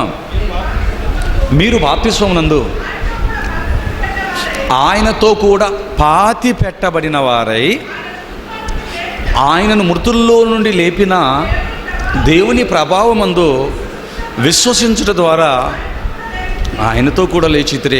ఆయనతో పాతి పెట్టబడిన వారే అంటే బాప్తిస్వంలో జరిగే కార్యక్రమం ఏమిటంటే యేసు క్రీస్తు మరణించిన తర్వాత ఎలాగైతే సమాధిలో పాతి పెట్టబడ్డాడో బాప్తిస్వం ద్వారా మీరు ఆయన మరణంలో పాలు పొందిన వారుగా నీటిలో పాతి పెట్టబడుచున్నారు అన్నాడు. అందుకే మనల్ని బాప్తిస్వం వచ్చేటప్పుడు ఎక్కడ ముంచుతారు? నీటిలో. ఆలోచించండి, ఇదే సరి అయిన బాప్తిస్వం. నీటిలో పాతి పెట్టబడి తిరిగి లేచేదే సరి అయిన బైబిల్ బట్టి తీసుకునవలసిన బాప్తిస్వం. మీరు ఆలోచించండి దేవుని పిల్లలారా. దీని గురించి మరి మనకు బాగా తెలుసు, బాప్తిస్వం గురించి మనకు బాగా తెలుసు. ఇకపోతే మనకు తెలియని బాప్తిస్వం గురించి మనం ఆలోచిద్దాం. మరి యేసు క్రీస్తు ప్రభుల వారు మాట్లాడుతూ చెప్పిన ఆనిముత్యం లాంటి మన బ్రతుకుకి పాఠాన్ని నేర్పే ఒక మంచి మాటను మీరు బైబిల్లో చూడగలిగితే లూకా సువార్త సువార్తికుడైన లూకా గారు రాస్తూ లూకా సువార్తలో 12వ అధ్యాయము 49వ వచనము 50వ వచనాన్ని మీరు దయచేసి బైబిల్ గ్రంథం నుంచి చూడండి పిల్లారా. లూకా సువార్త 12వ అధ్యాయం 49-50 వచనాలు చూడండి. నేను భూమి మీద అగ్ని వేయ వచ్చి తిని అది ఇదివరకే రవలుకొని మండవలనని ఎంతో కోరుచున్నాను. మరలా చెప్తున్నాను, వినేవారుగా మీరు ఉండకుండా గ్రహించేవారుగా ఉండండి. ఇక సబ్జెక్ట్ నేను విడిచిపెడుతున్నాను మీ మీదికి పిల్లారా. తర్వాత 40-50 వచనం ఒకసారికి, అయితే నేను పొందవలసిన బాప్తిస్వం ఉన్నది, అది నెరవేరు వరకు నేను ఎంతో ఇబ్బంది పడుచున్నాను అన్నారు. చాలా నాన్న పిల్లారా, ఈ మాటను జాగ్రత్తగా మనము ధ్యానించి పరిశోధించి గ్రహించగలిగితే గొప్ప సత్యాన్ని క్రైస్తవుడికి ఒక గురుతర బాధ్యతని క్రీస్తు ప్రభువుల వారు గుర్తు చేస్తున్నారు. యేసు క్రీస్తు వారు మాట్లాడుతున్న మాట, ఆయన మాట్లాడుతూ ఏమంటున్నాడంటే, నేను పొందవలసిన బాప్తీసం ఉన్నది కానీ, ఏమండి, నేను మా బైబిల్లోనే చదువుతున్నామా, మీ అందరి బైబిల్లో కూడా ఉందో లేదో ఈ మాటను జాగ్రత్తగా మీరు చూసుకోవాలి. పిల్లరా, మీరు చూసుకోవాలి. ఎందుకంటే నేను పొందవలసిన బాప్తీసం ఉన్నది కానీ అది నెరవేరు వరకు నేను ఎంతో ఇబ్బంది పడుచున్నాను అని యేసుక్రీస్తు ప్రభుల వారు అన్నారు. ఏమండి, ఎన్నవ అధ్యాయంలో ఈ మాట యేసుక్రీస్తుల వారు చెప్తున్నారు? 12వ అధ్యాయంలో, మర్చిపోకండి. ఏమండి, ఈ మాట చెప్పేటప్పటికీ యేసుక్రీస్తు ప్రభువుల వారు బాప్తిస్వాన్ని తీసుకున్నారంటారా, బాప్తిస్వాన్ని ఇంకా తీసుకోలేదంటారా? చెప్పాలి, అందరూ చెప్పాలి, పర్లేదు, సిగ్గుపడాల్సిన అవసరం లేదు. మీకు అర్థమవుతుందో లేదో నాకు తెలిసిపోతుంది. ఈ మాట చెప్పేటప్పటికీ యేసుక్రీస్తు ప్రభువుల వారు బాప్తిస్వాన్ని తీసుకున్నారా, తీసుకోలేదా? తీసుకున్నారు. మీరు చెప్పింది కరెక్ట్, రైట్గా చెప్పారు మీరు. ఎప్పుడు తీసుకున్నారు? ఈ మాట 12వ అధ్యాయంలో చెప్పాడు. ఆయన ఎప్పుడు బాప్తిస్వం తీసుకున్నాడు? ఇదే లూకాసు వార్త 3వ అధ్యాయం 2వ వచనానికి వెళ్ళి మీరు చూడగలిగినట్లయితే, లూకాసు వార్త 3వ అధ్యాయం 2వ వచనంలో బాప్తిస్వం ఇచ్చి యోహాను గారి చేత యేసుక్రీస్తు ప్రభుల వారు మరి నీటిలో బాప్తిస్వాన్ని పొందినట్లుగా మనం చూడగలం. ఏమండి, ఆలోచించండి పిల్లారా. అప్పటికే ఆయన తీసుకునవలసిన బాప్తిస్వం అయిపోయింది. 3వ అధ్యాయంలోనే బాప్తిస్వం తీసేసుకున్నాడు. 3వ అధ్యాయంలో బాప్తిస్వం తీసేసుకున్న యేసుక్రీస్తు ప్రభుల వారు 12వ అధ్యాయం వచ్చేసరికి మరలా ఏమని చెప్తున్నారు? నేను పొందవలసిన బాప్తిస్వం ఉన్నది కానీ అది నెరవేరే వరకు నేనెంతో ఇబ్బంది పడుచున్నాను అన్నాడు. అంటే ఈయన పొందవలసిన బాప్తిస్వంలో ఏముంది? ఇబ్బంది. అది నెరవేరు వరకు నేను ఎంతో ఎంతో ఇబ్బంది పడుచున్నాను అన్నాడు. చూడండి పిల్లరా, అంటే ఆయన తీసుకున్న మొట్టమొదటి బాప్తిస్వంలో ఇబ్బంది ఏమైనా ఉందా? పోనీ మనము కూడా తీసుకున్నాం బాప్తిస్వాలు తీసుకున్నాం. మనము నీటిలో బాప్తిస్వాలు తీసుకునేటప్పటికీ మనకేమైనా ఇబ్బంది కానీ ఏడుపు కానీ ఏమైనా ఉన్నాయండి? మనమే ఇబ్బంది పడ్డాం. ఒకవేళ ఇబ్బంది పడితే మనల్ని ముంచి లేపినాయని ఇబ్బంది పడి ఉంటాడు, అంతేనా? ఎందుకంటే ముంచినప్పుడు మనం కాళ్ళు ఇలాగ చాపేసామనుకోండి గట్టిగా. ఒక్కోసారి చాలామంది బాప్తిస్వాలు ఇచ్చి ఇలా ముంచి లేపేటప్పుడు, అమ్మ మీరు ఏం కంగారు పడకండి, మేమే లేపుతామని. కానీ వాళ్ళు ఏం చేస్తారంటే, ఇలా ముంచేటప్పుడు శవం ఎలాగైతే బిగుసిపోతుందో అలా బిగుసిపోతారండి. ఇప్పుడు 5 అడుగులు మనిషి లేపాలంటే నీటిలో ఎంత కష్టమైపోతుందో చెప్పండి. ఆలోచించండి పిల్లరా. అంటే ఒకవేళ ఇబ్బంది అంటూ పడితే ఎవరికి ఉంది ఇబ్బంది? మనల్ని ముంచిన వ్యక్తి ఇబ్బంది పడి ఉంటాడు, మనం లేపటానికో ఏదో మొత్తానికి. కానీ పిల్లరా, బాప్తిస్వం తీసుకుంటున్న మనకేమైనా ఇబ్బంది ఉందా చెప్పండి? కన్నీళ్ళు ఏమైనా ఉన్నాయా? ఏం కన్నీళ్ళు ఉన్నాయండి? చక్కగా మునిగాం, లేచాం, తీసుకున్నాం. ఇంకా సంతోషంగా అందరూ మన దగ్గరికి వచ్చి హ్యాపీ బర్త్డే టు యూ. ఇదేంటి నాకు చెప్తున్నారంటే, ఈరోజే నువ్వు పుట్టావు కదా, దేవుని కుమార్తెగా పుట్టావు కదా, చాలా సంతోషం అని ఎంతో పండగ చేసుకునే వాళ్ళు. ఇంటికి వెళ్ళిన తర్వాత బిర్యానీలు 10 మందిని పిలిచి భోజనాలు పెట్టినవారు, 10 మందికి చెప్పుకున్నవారు, సంతోషంగా ఆనందాన్ని 10 మందితో షేర్ చేసుకునే వాళ్ళు కూడా చాలామంది మనకు కనబడుతుంటారు. అంటే మొదటి బాప్తిస్వంలో, నీటిలో మునిగి తీసుకునే బాప్తిస్వంలో కష్టాలు కానీ, కన్నీళ్ళు కానీ, ఇబ్బందులు కానీ క్రైస్తవులకి ఇవేవి కూడా లేవు. దేవుని పిల్లలారా, ఆలోచించండి.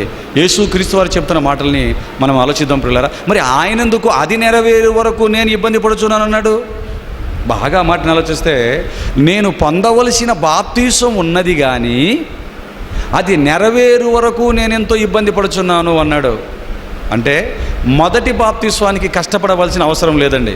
యేసుక్రీస్తు ప్రభుల వారు కూడా మొదటి బాప్తిస్వము తీసుకోవడానికి కష్టపడడం కానీ, కన్నీళ్లు పెట్టుకోవడం కానీ, ఇబ్బంది పడడం కానీ ఎక్కడైనా చేశాడా? పోనీ బాప్తిస్వం ఇచ్చి యోహాను గారిని ఏమైనా ఇబ్బంది పెట్టాడు యేసుక్రీస్తు? ఏమీ లేదండి. చక్కగా వెళ్ళి నిలబడ్డాడు.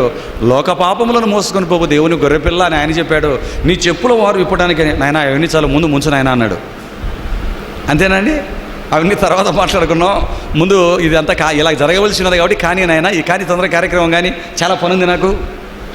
సింపుల్గా ముంచేశాడు, క్రీస్తుని లేపేశాడండి. ఆయన కూడా మునిగేసి వచ్చేసాడు. పిల్లరా, ఆ బాప్తిస్వం తీసుకోవడానికి ముందు కానీ, బాప్తిస్వం తీసుకుంటున్నప్పుడు కానీ యేసుక్రీస్తు వారు ఇబ్బంది పడినట్లుగా, కన్నీరు కార్చినట్లుగా, ఏమండి బాధను అనుభవించినట్లుగా మనకు కనిపించదండి.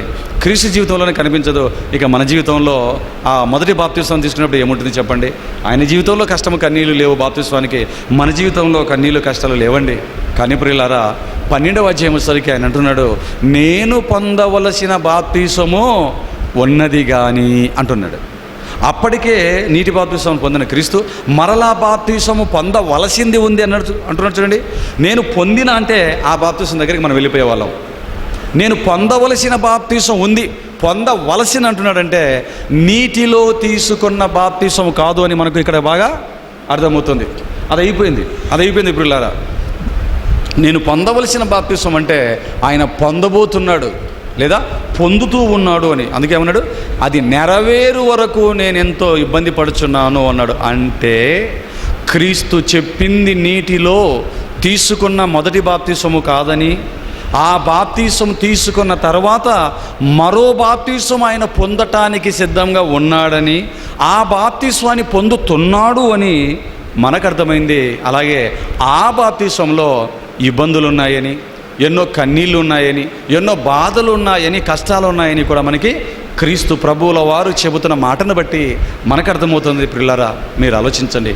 ఈ మాటలో మరో మాట అన్నాడండి ఆయన. అదేంటంటే అది నెరవేరు వరకు అన్నాడు చూడండి. అది నెరవేరు వరకు అంటే ఇంకా నెరవేరలేదు అంటున్నాడు.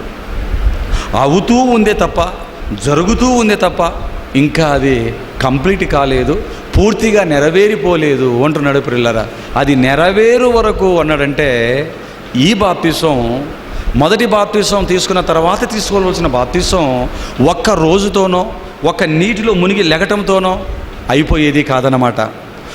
అనుకోగానే తీసుకునేది కాదన్నమాట. మొదటి బాప్తిసాన్ని పొందింది మొదలుకొని మనం మరణించేంత వరకు దినదినము కష్టాలతో నష్టాలతో తీసుకొనవలసిన బాప్తిసమా? ఆలోచించండి పిల్లరా. అందుకే యేసుక్రీస్తు వారు ఏమంటున్నారంటే, పిల్లరా ఒక మాట ఇక్కడ మీకు నేను చెప్పాలి. ఆ మాట ఏంటంటే, మీరు చాలా ఇబ్బందిగా ఉంది అన్నామంటే దాని తీవ్రత వేరు. ఎందుకంటే మనం ఏ టైప్ అంటే చిన్న వాటిని కూడా ఇబ్బందులుగా ఫీల్ అవుతాం. మనం సమయానికి రమ్మని చెప్పినా కూడా ఇబ్బందిగా ఫీల్ అయ్యే టైప్ మనం. ఒక గంట సేపు కూడా క్లాసులో కూర్చోవాలంటేనే చాలామంది చూడండి అటు ఇటు తిరుగుతారు, తలలో ఊపుతుంటారు, సెల్ ఫోన్ ఇలా చూసుకుంటారు, అలా జేబులో చెక్కుకుంటారు. పిల్లరా, మీరు ఆలోచించండి. ఒక గంట సేపు కూడా క్లాసులో కూర్చోవడానికి ఇబ్బంది పడిపోయే వాళ్ళం మనమండి. ఇబ్బంది అంటే చిన్న వాటిని కూడా ఇబ్బందులతో మనం పోలుస్తుంటాం. చిన్న వాటికి కూడా మనకు కన్నీళ్ళు వస్తుంటాయి. పిల్లరా, ఇంట్లో అందరు తినేసి మనకు చికెన్ అంతా తినేసారనుకోండి, కన్నీళ్ళు పెట్టుకునే టైపు మనం. అంతేనా? అందరూ కొత్త బట్టలు తెచ్చుకొని మనం కొత్త బట్టలు ఇంట్లో తీసుకురాలేదు అనుకోండి, అయ్యో బట్టలు లేవే అని కన్నీళ్ళు. మేము ఒకప్పుడు అలా పెట్టుకున్నాం కూడా చెప్తున్నానండి. అలా కన్నీళ్ళు పెట్టుకున్నట్టు అయిపోయింది మనం. కానీ పిల్లరా, చిన్నవాటికి కన్నీళ్ళు, చిన్నవాటికి ఇబ్బందులు.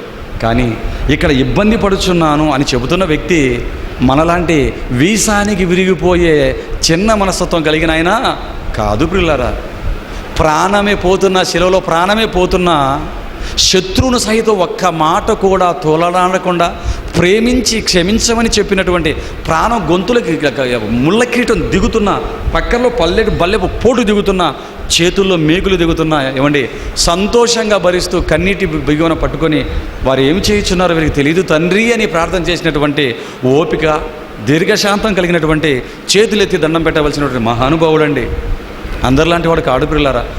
అటువంటి ఆయన ఎంతో ఇబ్బంది పడుచున్నాను అన్నాడంటే ఇక్కడ యేసు క్రీస్తు వారు చెబుతున్న బాప్తిసము చాలా కష్టముతో కూడుకున్నదని మనకు అర్థమవుట్లేదు చెప్పండి.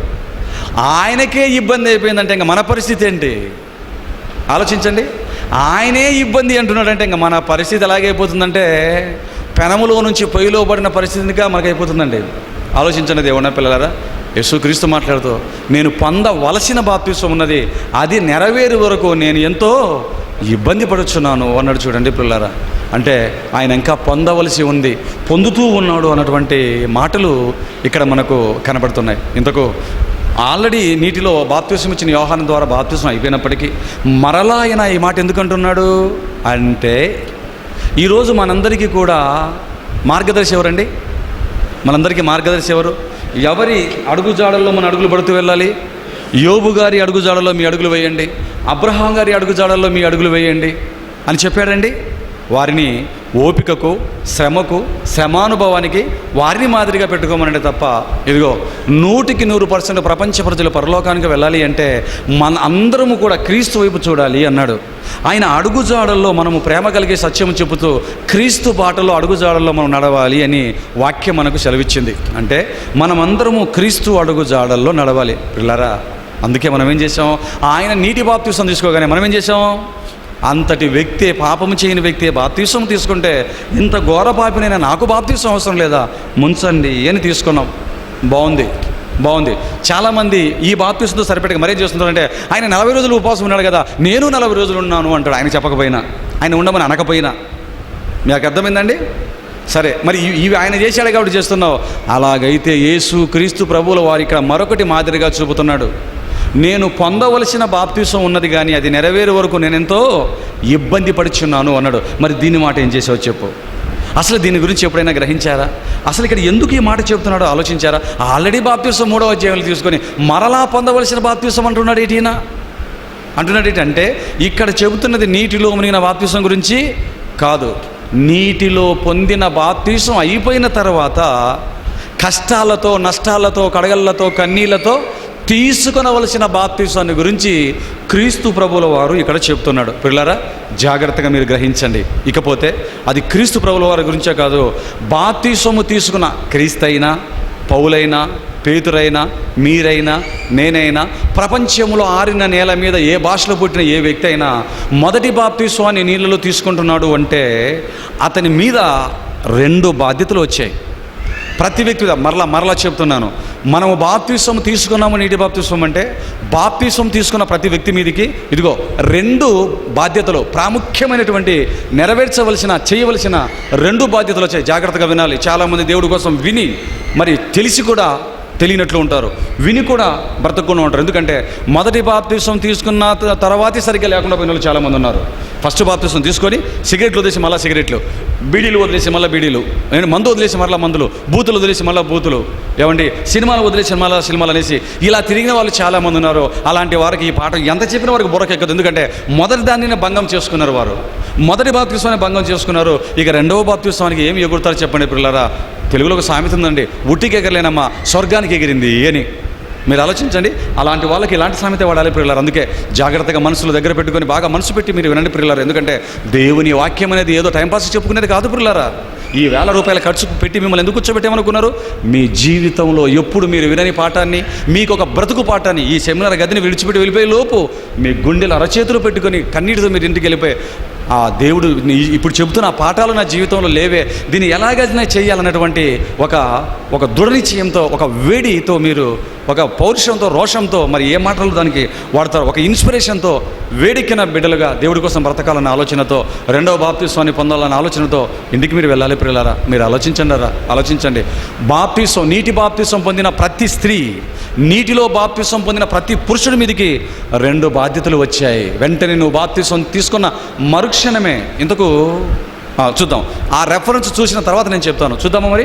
బాప్తిసం తీసుకున్న వ్యక్తి భుజస్కంధాల మీదకి వచ్చిన ఆ 2 బాధ్యతలు ఏంటండి అని ఒకవేళ మీరు అడుగుతారేమో. చూడండి ప్రియులారా, రోమిలికి రాసిన పత్రిక, పౌలు రోమిలికి రాసిన పత్రిక 6వ అధ్యాయం, అపోస్తలుడైన పౌలు రోమిలికి రాసిన పత్రిక 6వ అధ్యాయం 3వ వచనం.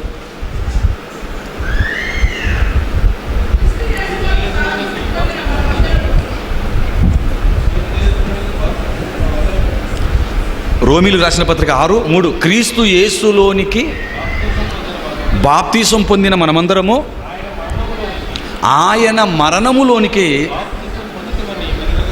బాప్తిసము పొందితిమని మీరు అంటే నీటి ద్వారా బాప్తిసం పొందిన మనం దేనిలోకి బాప్తిసం పొందారని మీరు ఎరుగరు అంటున్నాడు.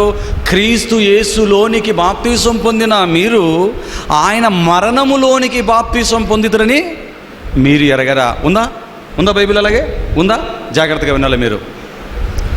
క్రీస్తులోనికి బాప్తిసం పొందిన మనం ఆయన మరణంలోనికి బాప్తిసం పొందితరని మీరు ఎరగరా? అంటే బాప్తిసం పొందిన ప్రతి వ్యక్తి మీదికి, భుజస్కంధాల మీదకి 2 బాధ్యతలు వచ్చాయి అని మనకు అర్థమవుతుంది. చూడండి దేవుని పిల్లరా, అంతే. అదే సందర్భంలో ఇక్కడ ఏమని మనకు అర్థమవుతుందంటే, బాప్తిసం తీసుకున్న ప్రతి వ్యక్తి 2 పనులు చేయాలి, రెండింటి కోసం బాప్తిసం తీసుకోవాలి అని అర్థమవుతుంది.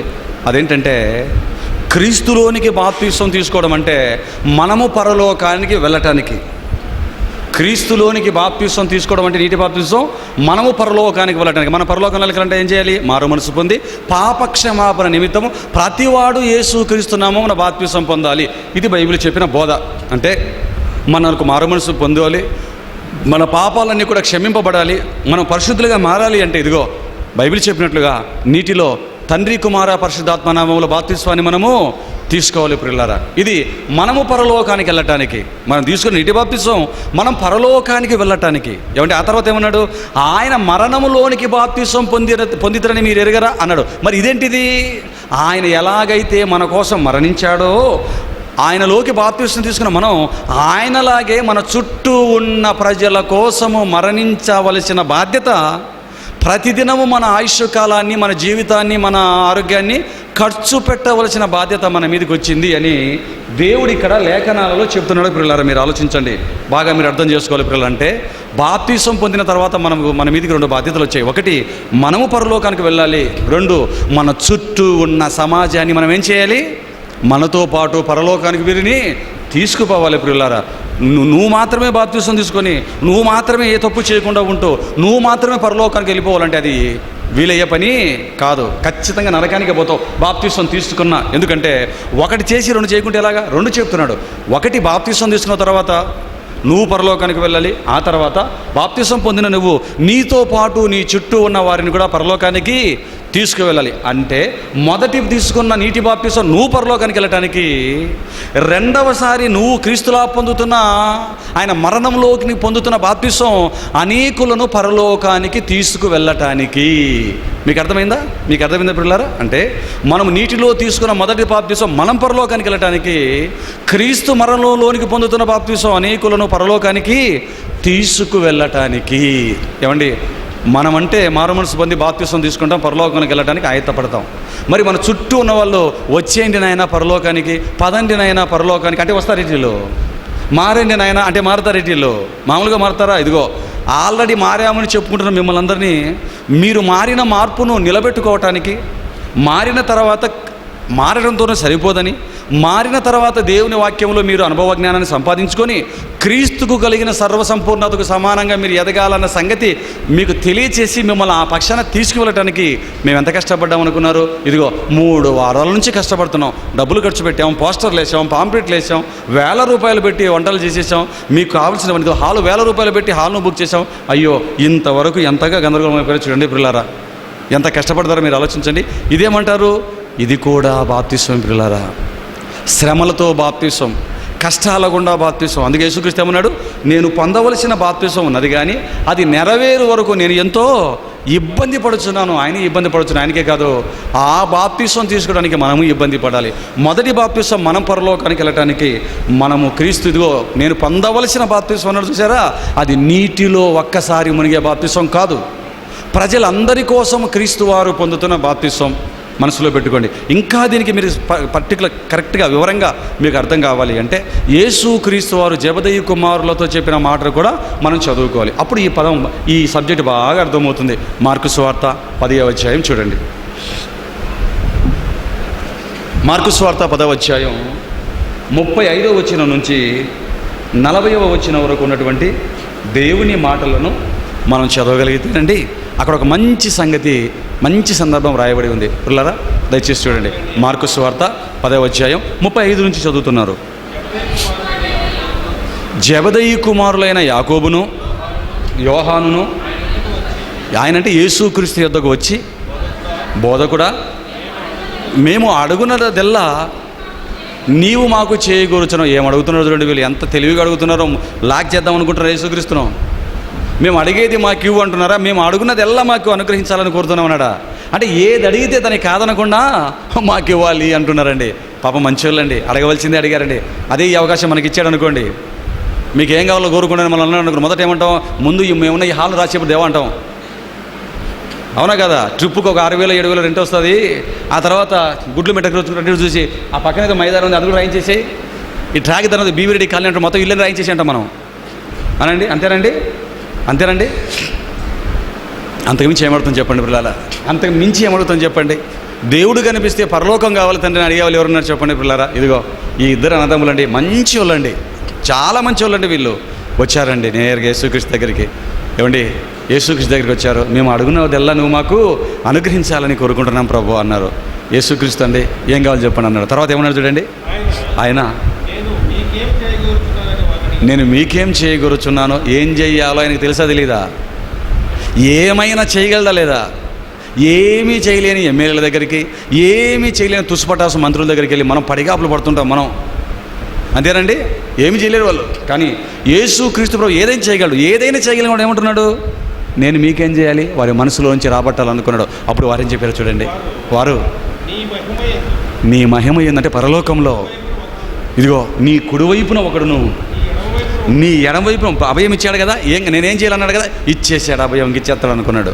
ఇదిగో పరలోకంలో నీ మహిమలో తండ్రి అంటున్నావు, పరలోకం అంటున్నావు, తండ్రి సింహాసనం అంటున్నావు, విలువైనది అంటున్నావు, శాశ్వతమైనది అంటున్నావు కదా ప్రభువా. ఇదిగో మాకేం కావాలంటే అదే కావాలి, నువ్వు చెప్పిందే కావాలి.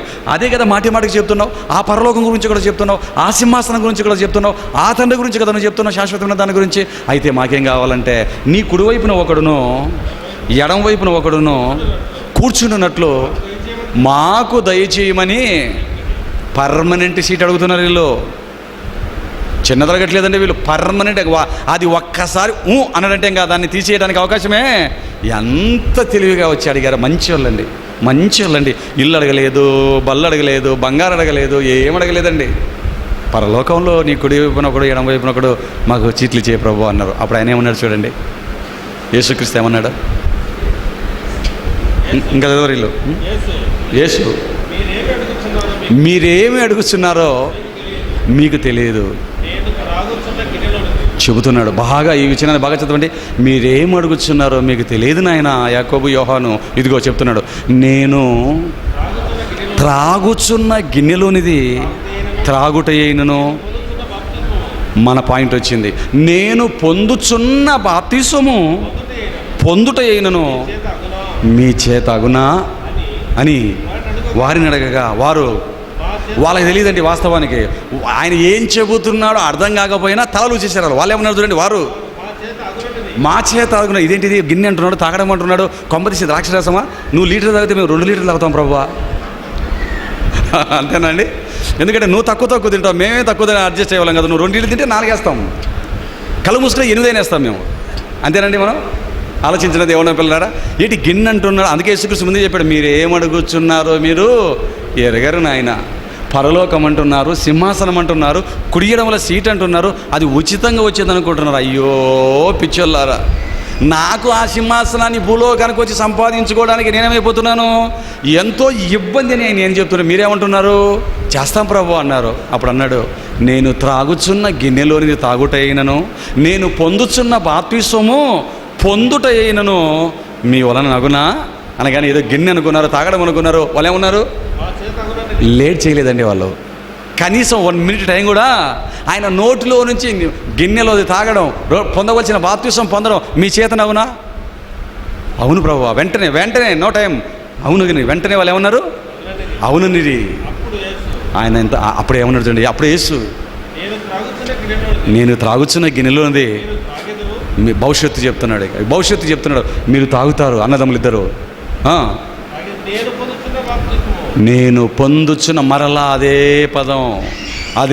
పదం చూశారండి. ఇప్పటికే ఈ మాట చెప్పేటప్పటికి 10వ అధ్యాయం చెప్పేటప్పటికి మొదటి అధ్యాయంలోనే క్రీస్తు బాప్తిసం అయిపోయింది మార్కు సువార్తలో. మరలా 10వ అధ్యాయంలో మాటికి నేను తాగుచున్న గిన్నెలోనిది మీరు తాగుతారు, నేను పొందుచున్న బాప్తిసము మీరు పొందెదరు కానీ నా కుడి ఎడమలో కూర్చుండనిచ్చిన ఆవశ్యంలో లేదు నాయన అన్నాడు. కానీ యేసుక్రీస్తు వారు జబదేయి కుమారులతో మాట్లాడిన సందర్భంలో మన పాఠానికి, మనం ఆలోచిస్తున్న అంశానికి సంబంధించిన మాటలు మనకు దొరికాయి. అదేంటి?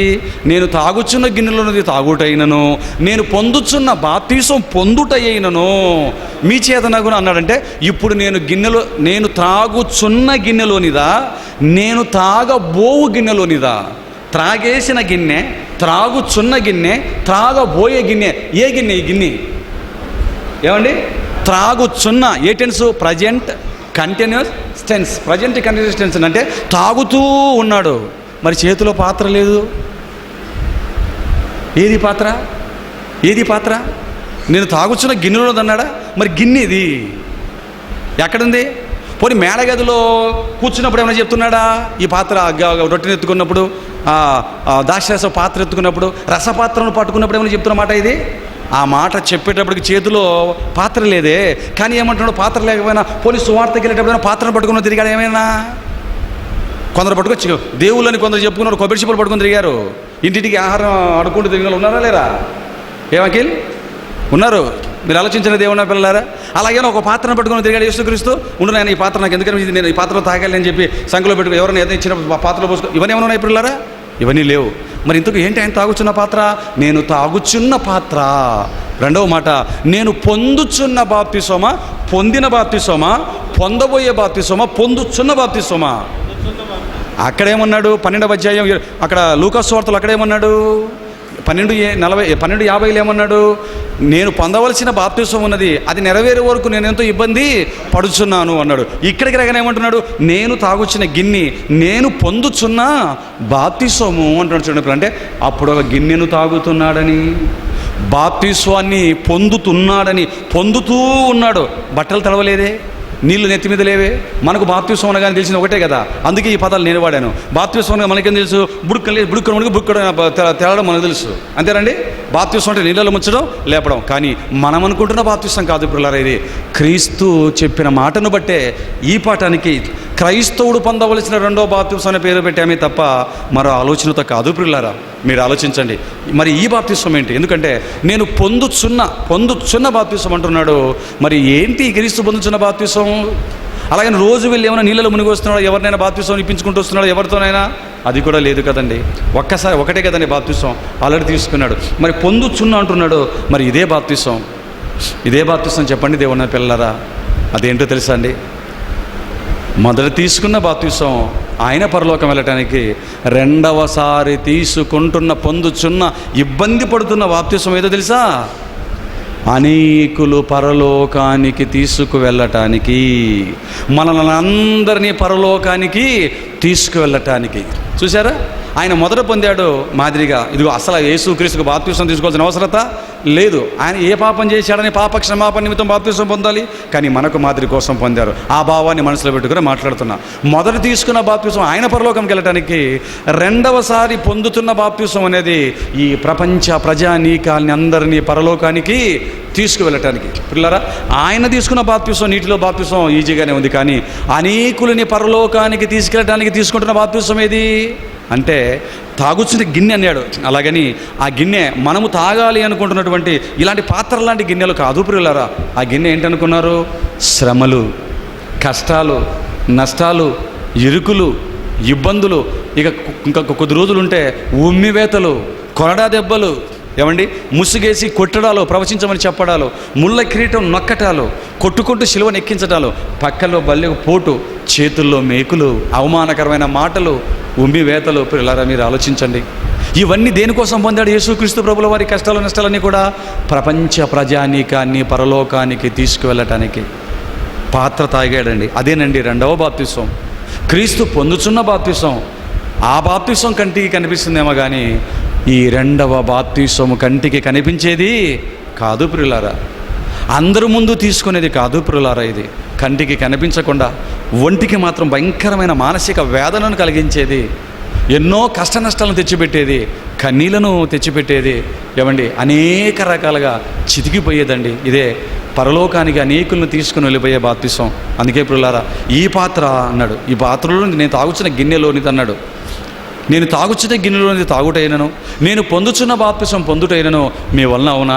గిన్నె పాత్ర అంటున్నాడు. చూడండి ఏమండి, ఈ పాత్రను తాగుతూ ఆ బాప్తిసాన్ని పొందుకుంటూ ఇక మొత్తం పాత్రలోనిదంతా తాగే సమయం వచ్చేటప్పటికి యేసు క్రీస్తు ప్రభువుల వారే గెస్సమనే తోటలో ఏమన్నాడండి ఆ పాత్రని? తండ్రి నీ చిత్తమైతే ఈ పాత్ర నా యుద్ధ నుంచి ఆయనే ఈ పాత్రను నా యుద్ధ నుంచి తొలగించమనేటంత పరిస్థితి ఉందంటే ఆ పాత్ర. అంటే ఆ పాత్రలో ఏముంది? అపోస్తలులు మనం అనుకున్నట్లుగా ద్రాక్ష రసమో, లేకపోతే యాపిల్ రసమో, పైనాపిల్ రసమో, పనస రసమో, లేకపోతే మామిడి జ్యూసో అవి కాదు ప్రియులారా. ఇందుకు ఏముంది ఆ గిన్నెలో? మరణం. ఆ గిన్నెలో ఏముంది? మరణం. పోనీ ఒక్కసారి మరణమా? పొడుచుకొని చచ్చేదా? కాదు కదండి, ప్రతిదినము. అందుకే పౌలు గారు ఏమన్నారు, మేము దినము వధింపబడిన గొర్రె పిల్లలమైనట్లును. అదేనండి క్రైస్తవుడు పొందవలసిన రెండవ బాప్తిసం. ఆలోచించండి దేవుని పిల్లలారా, మీరు ఆలోచించండి. నేను తాగుచున్న గిన్నెలోనది తొలగించు ప్రభువా, సాధ్యమైతే ఈ గిన్నె నాకు నుంచి తొలగించు. యేసు క్రీస్తు ప్రభువుల వారి వణికిపోయారండి గెత్సేమనే తోటలో. వెంటనే కనెక్ట్ అయ్యాడు, ఇది తాగితేనే కానీ నా ఎద్దు నుంచి తొలగిపోయినలా తాగుతాను తండ్రి, నేను తాగాలి, తప్పదు తండ్రి, నేను తాగుతాను అన్నాడు. అదే మాటను అడిగాడండి జెబెదయి కుమారులను. ఈ మాట యేసు క్రీస్తు ప్రభుల వారు జెబెదయి కుమారులను అడిగేటప్పటికీ వారికి ఆ పాత్రలో ఏముందో తెలియదు. అందుకే వాళ్ళు ఏమన్నారు, సంతోషంగా ఒప్పుకున్నారు. కానీ ప్రియులారా, సంతోషంగా తెలిసో తెలియక ఒప్పుకున్నా, తెలిసిన తర్వాత మాత్రం ఆ పాత్రలోని తాగారండి వారు, ఆ బాప్తిస్వాన్ని పొందారండి వారు. యేసుక్రీస్తు అడిగేటప్పుడు వాళ్ళకి తెలియదు కాబట్టి తాగేస్తాం ప్రభు, ఎందుకంటే సింహాసనం కనబడుతుంది కళ్ళకి, కాబట్టి తాగేస్తామన్నారు. తెలియకపోయినా తాగేస్తామన్నారు. కానీ తెలిసిన తర్వాత మాత్రం వాళ్ళు పెరిగి వాళ్ళలాగా పారిపోలేదు ప్రియులారా. వారు ఆ పాత్రలోనిది తాగారా? రుజువు ఉందా? అపోస్తల కార్యాలు 12వ అధ్యాయం మొదటి వచనాలు చూడండి, 1-2 వచనాలు. అపోస్తల కార్యాలు 12వ అధ్యాయం మొదటి 1 వచనం 2 వచనాలు చూడండి ప్రియులారా. చూడండి, ఇంకా దాదాపు అదే కాలమందు రాజైన హేరోదు సంఘపు వారిలో కొందరిని బాధపెట్టుటకు బలత్కారంగా పట్టుకొని, క్రైస్తవులండి, యోహాను సహోదరుడైన యాకోబును ఖడ్గము చేత చంపించాడు. ఎవరి యాకోబు? యోహాను సహోదరుడు, జెబెదయి కుమారులలో ఒకడండి. పట్టుకొచ్చాడండి రాజైన హేరోదు పట్టుకొచ్చాడండి. పట్టుకొచ్చి ఏం చేశాడు? బలవంతంగా పట్టుకోవడంలో యాకోబు గారు దొరికారు. తీసుకొని వచ్చాడండి, బలవంతంగా తీసుకొని వచ్చి ఏం చేశాడంటే పట్టుకొని ఖడ్గము చేత ఆయన తలను నరికించేశాడు. ఏమంటే ఖడ్గం చేత తలను నరికిస్తూ ఉంటే యాకోబు గారు తప్పించుకోవడానికి ప్రయత్నం చేశాడా? పెనుగులాడు? ఏమీ పెనుగులాడలేదండి. చంపుతుంటే చంపుకొని సైలెంట్గా ఉండిపోయాడండి. ఇచ్చేసాడండి, గొంతును పీకి ఇచ్చేసాడు. చంపుకొని నరుక్కుంటారా? నరుక్కోండి. ఎందుకు? పాత్ర అర్థమైంది. అప్పటికి పాత్ర అర్థమైపోయింది. ఆ పాత్రలో ఏముందో ఎప్పుడు అర్థమైంది? వారికి వాక్యాన్ని ప్రకటిస్తున్న క్రీస్తు పాత్రలోని తాగి మరణానికి అప్పగింపబడి తిరిగి లేచిన తర్వాత ఆ పాత్రలో ఏముందో అపోస్తలులకు అర్థమైపోయింది. ఈ జెబెదయి కుమారుడైన యాకోబుకు అర్థమైంది. అందుకే ఏం చెప్పాడు? ఇదిగో నరకడానికి వచ్చేసరికి ఇచ్చేశాడండి. తమ్ముడికి అర్థమైంది, ఇంకొకాయనికి అర్థమైంది, యోహాను గారికి పద్మాసు ద్వీపంలో పడేశారండి. ఏమన్నా కాలబేరానికి వచ్చాడా? వణికాడా? తాగాడండి. అర్థమైందండి. అన్నదమ్ములకి ఇద్దరికి పాత్ర అర్థమైంది. ఇద్దరూ కూడా ఆ పాత్రలోని తాగారు ప్రియులారా. కాబట్టి నేను తాగుచున్న పాత్రలోని తాగుటైనను, నేను పొందుచున్న బాప్తిసం పొందుటైనను మీ వలన అగుననగానే నేను తాగుతున్న పాత్రలోని మీరు తాగుతారనైనా మీరు అన్నట్లుగానే నేను పొందుచున్న బాప్తిసాన్ని కూడా మీరు పొందుతారు. అంటే మొదటి బాప్తిసం నీళ్ళలో తీసుకున్న తర్వాత అనేకులను పరలోకానికి తీసుకువెళ్ళే బాప్తిసం అనేది నేను మాత్రమే కాదు, నన్ను ధరించుకొని నన్ను వెంబడిస్తున్న అపోస్తులని మీరు కూడా పొందుతారు. ఇది ఒక అపోస్తులేనా? బాప్తిసం తీసుకున్న అందరూ ప్రియులారా, బాప్తిసం తీసుకున్న మనం అందరము కూడా ఇదిగో రెండవ బాప్తిస్వాన్ని పొందాలి ప్రియులారా. రెండవ బాప్తిస్వాన్ని పొందాలి. నీటి బాప్తిసం నువ్వు పరలోకానికి వెళ్ళడం కోసం, నువ్వు తీసుకుంటున్న నీటి బాప్తిసం మనం పరలోకానికి వెళ్ళడం కోసం. కానీ పొందే బాప్తిసం, కంటికి కనపడకుండా పొందవలసిన బాప్తిసం ఇది. ఇంకా బాగా స్పష్టంగా చెప్పమంటారు మీకు ఇదేదో? అనేకులను పరలోకానికి తీసుకువెళ్ళటానికి బైబిల్ నేర్చుకొని కష్టపడి అనేక ప్రాంతాలకు వెళ్ళి, పల్లెనక పట్టణాలనక ఏమండి అనేక ప్రాంతాలకు వెళ్ళాలి. యేసు క్రీస్తుని గురించిన సువార్తను ప్రకటించాలి. అనేక ఆత్మలు మనం రక్షించాలండి. మీటింగ్లు పెట్టాలి ప్రియులారా. డబ్బులు ఖర్చు అయిపోతాయి, కష్టం, గ్రౌండ్లు దొరకవు, డబ్బులు తీసుకుని మోసం చేసేస్తారు. తీరా వచ్చిన తర్వాత ఎన్నో కష్టాలు. తీరా మీటింగ్ పెట్టుకున్న తర్వాత 2 రోజులు మీటింగ్ జరగానే 3 రోజులు పెళ్ళ వర్షం పడిపోతుంది. ఏం చేయమంటారు చెప్పండి? పిల్లరా? సత్యాన్ని చెబుదామంటే చెప్పనిచ్చే సమాజం ఇది. సత్యము చెబుదామర్రా, ఉచితంగా చెబుతామరా అంటే చెప్పనిచ్చే సమాజమా? చెప్పండి దేవుని పిల్లలారా.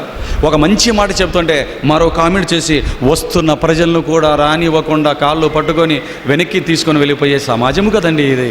సత్యం చెప్పే వ్యక్తి దగ్గర మామూలు కష్టాలు చెప్పండి దేవుని పిల్లలారా. ఇదిగో నేను కూడా తీసుకున్నాను నీటి బాప్తిసం. మొదట ఈ బాప్తిసం అర్థమైన తర్వాత రెండవ బాప్తిసాన్ని తీసుకోవడానికి పొందుతూ వెళ్ళామండి తిరుపతిలో. ఏమైంది? SP case. ఏమన్నాం? ఎవరిని ఏమన్నాం మనం? సువార్త ప్రకటించుకుంటాం, అయినా కేసులు. చూసారా పిల్లలారా? భయపడలేదండి. పోతే ప్రాణం పోయింది, వేస్తే జైలు చేసుకుంటారు, భయపడలేదు. ఎందుకు భయపడో తెలుసా? ఒక క్రైస్తవుడు ఎందుకు భయపడో తెలుసా? అన్ని ఒకరిని పరలోకాన్ని తీసుకెళ్లే పనిలో రెండవ బాప్తిసం అర్థమైంది కనుక, ఆయన తాగిన పాత్రలోది మనము కూడా తాగాలి కనుక పిల్లరా, ఇది కనిపించేది కాదు పిల్లరా. నువ్వు దేవుడి గురించి నేర్చుకోవటం, నువ్వు దేవుడి గురించి ఉన్నతంగా బ్రతకటం, నువ్వు దేవుడి గురించి, క్రీస్తు గురించిన మాటలు అనేకులకు చెప్పటం, అనేక ప్రాంతాలకు వెళ్ళటం అనేది మనుషులందరికీ కంటికి కనిపించే కార్యక్రమం కాదు పిల్లరా. మీటింగులు, సెమినార్లు, వేల రూపాయల ఖర్చులు, కన్నీళ్ళు, కడగళ్ళు ఎన్ని చెప్పండి పిల్లరా. ఇలా సేవలో ఉంటున్నప్పుడు భార్యలు చచ్చిపోతారు ఒక్కోసారి. తానే సమస్తంగా ఉంటూ భార్యాభర్తలు ఇదిగో చక్కగా ఉంటున్నప్పుడు, పిల్లలు ఇంకా ముక్కుపచ్చలు ఆరకమునిపై యవన ప్రాయంలోకి రాకముందే దేవుడి పనులు ఉంటున్నప్పుడు, వేల రూపాయలు ఖర్చు పెడుతున్నప్పుడు, అంతవరకు తోడుగా ఉన్న యవ్వనంలో ఉన్న భార్యలు చచ్చిపోయే సందర్భాలు కూడా వస్తాయి. ఎలా తట్టుకోమంటారు చెప్పండి పిల్లరా? దీనికి భయపడి వదిలేస్తామంటారా దేవుణ్ణి? కుదరదు. పొందాలి, తప్పది.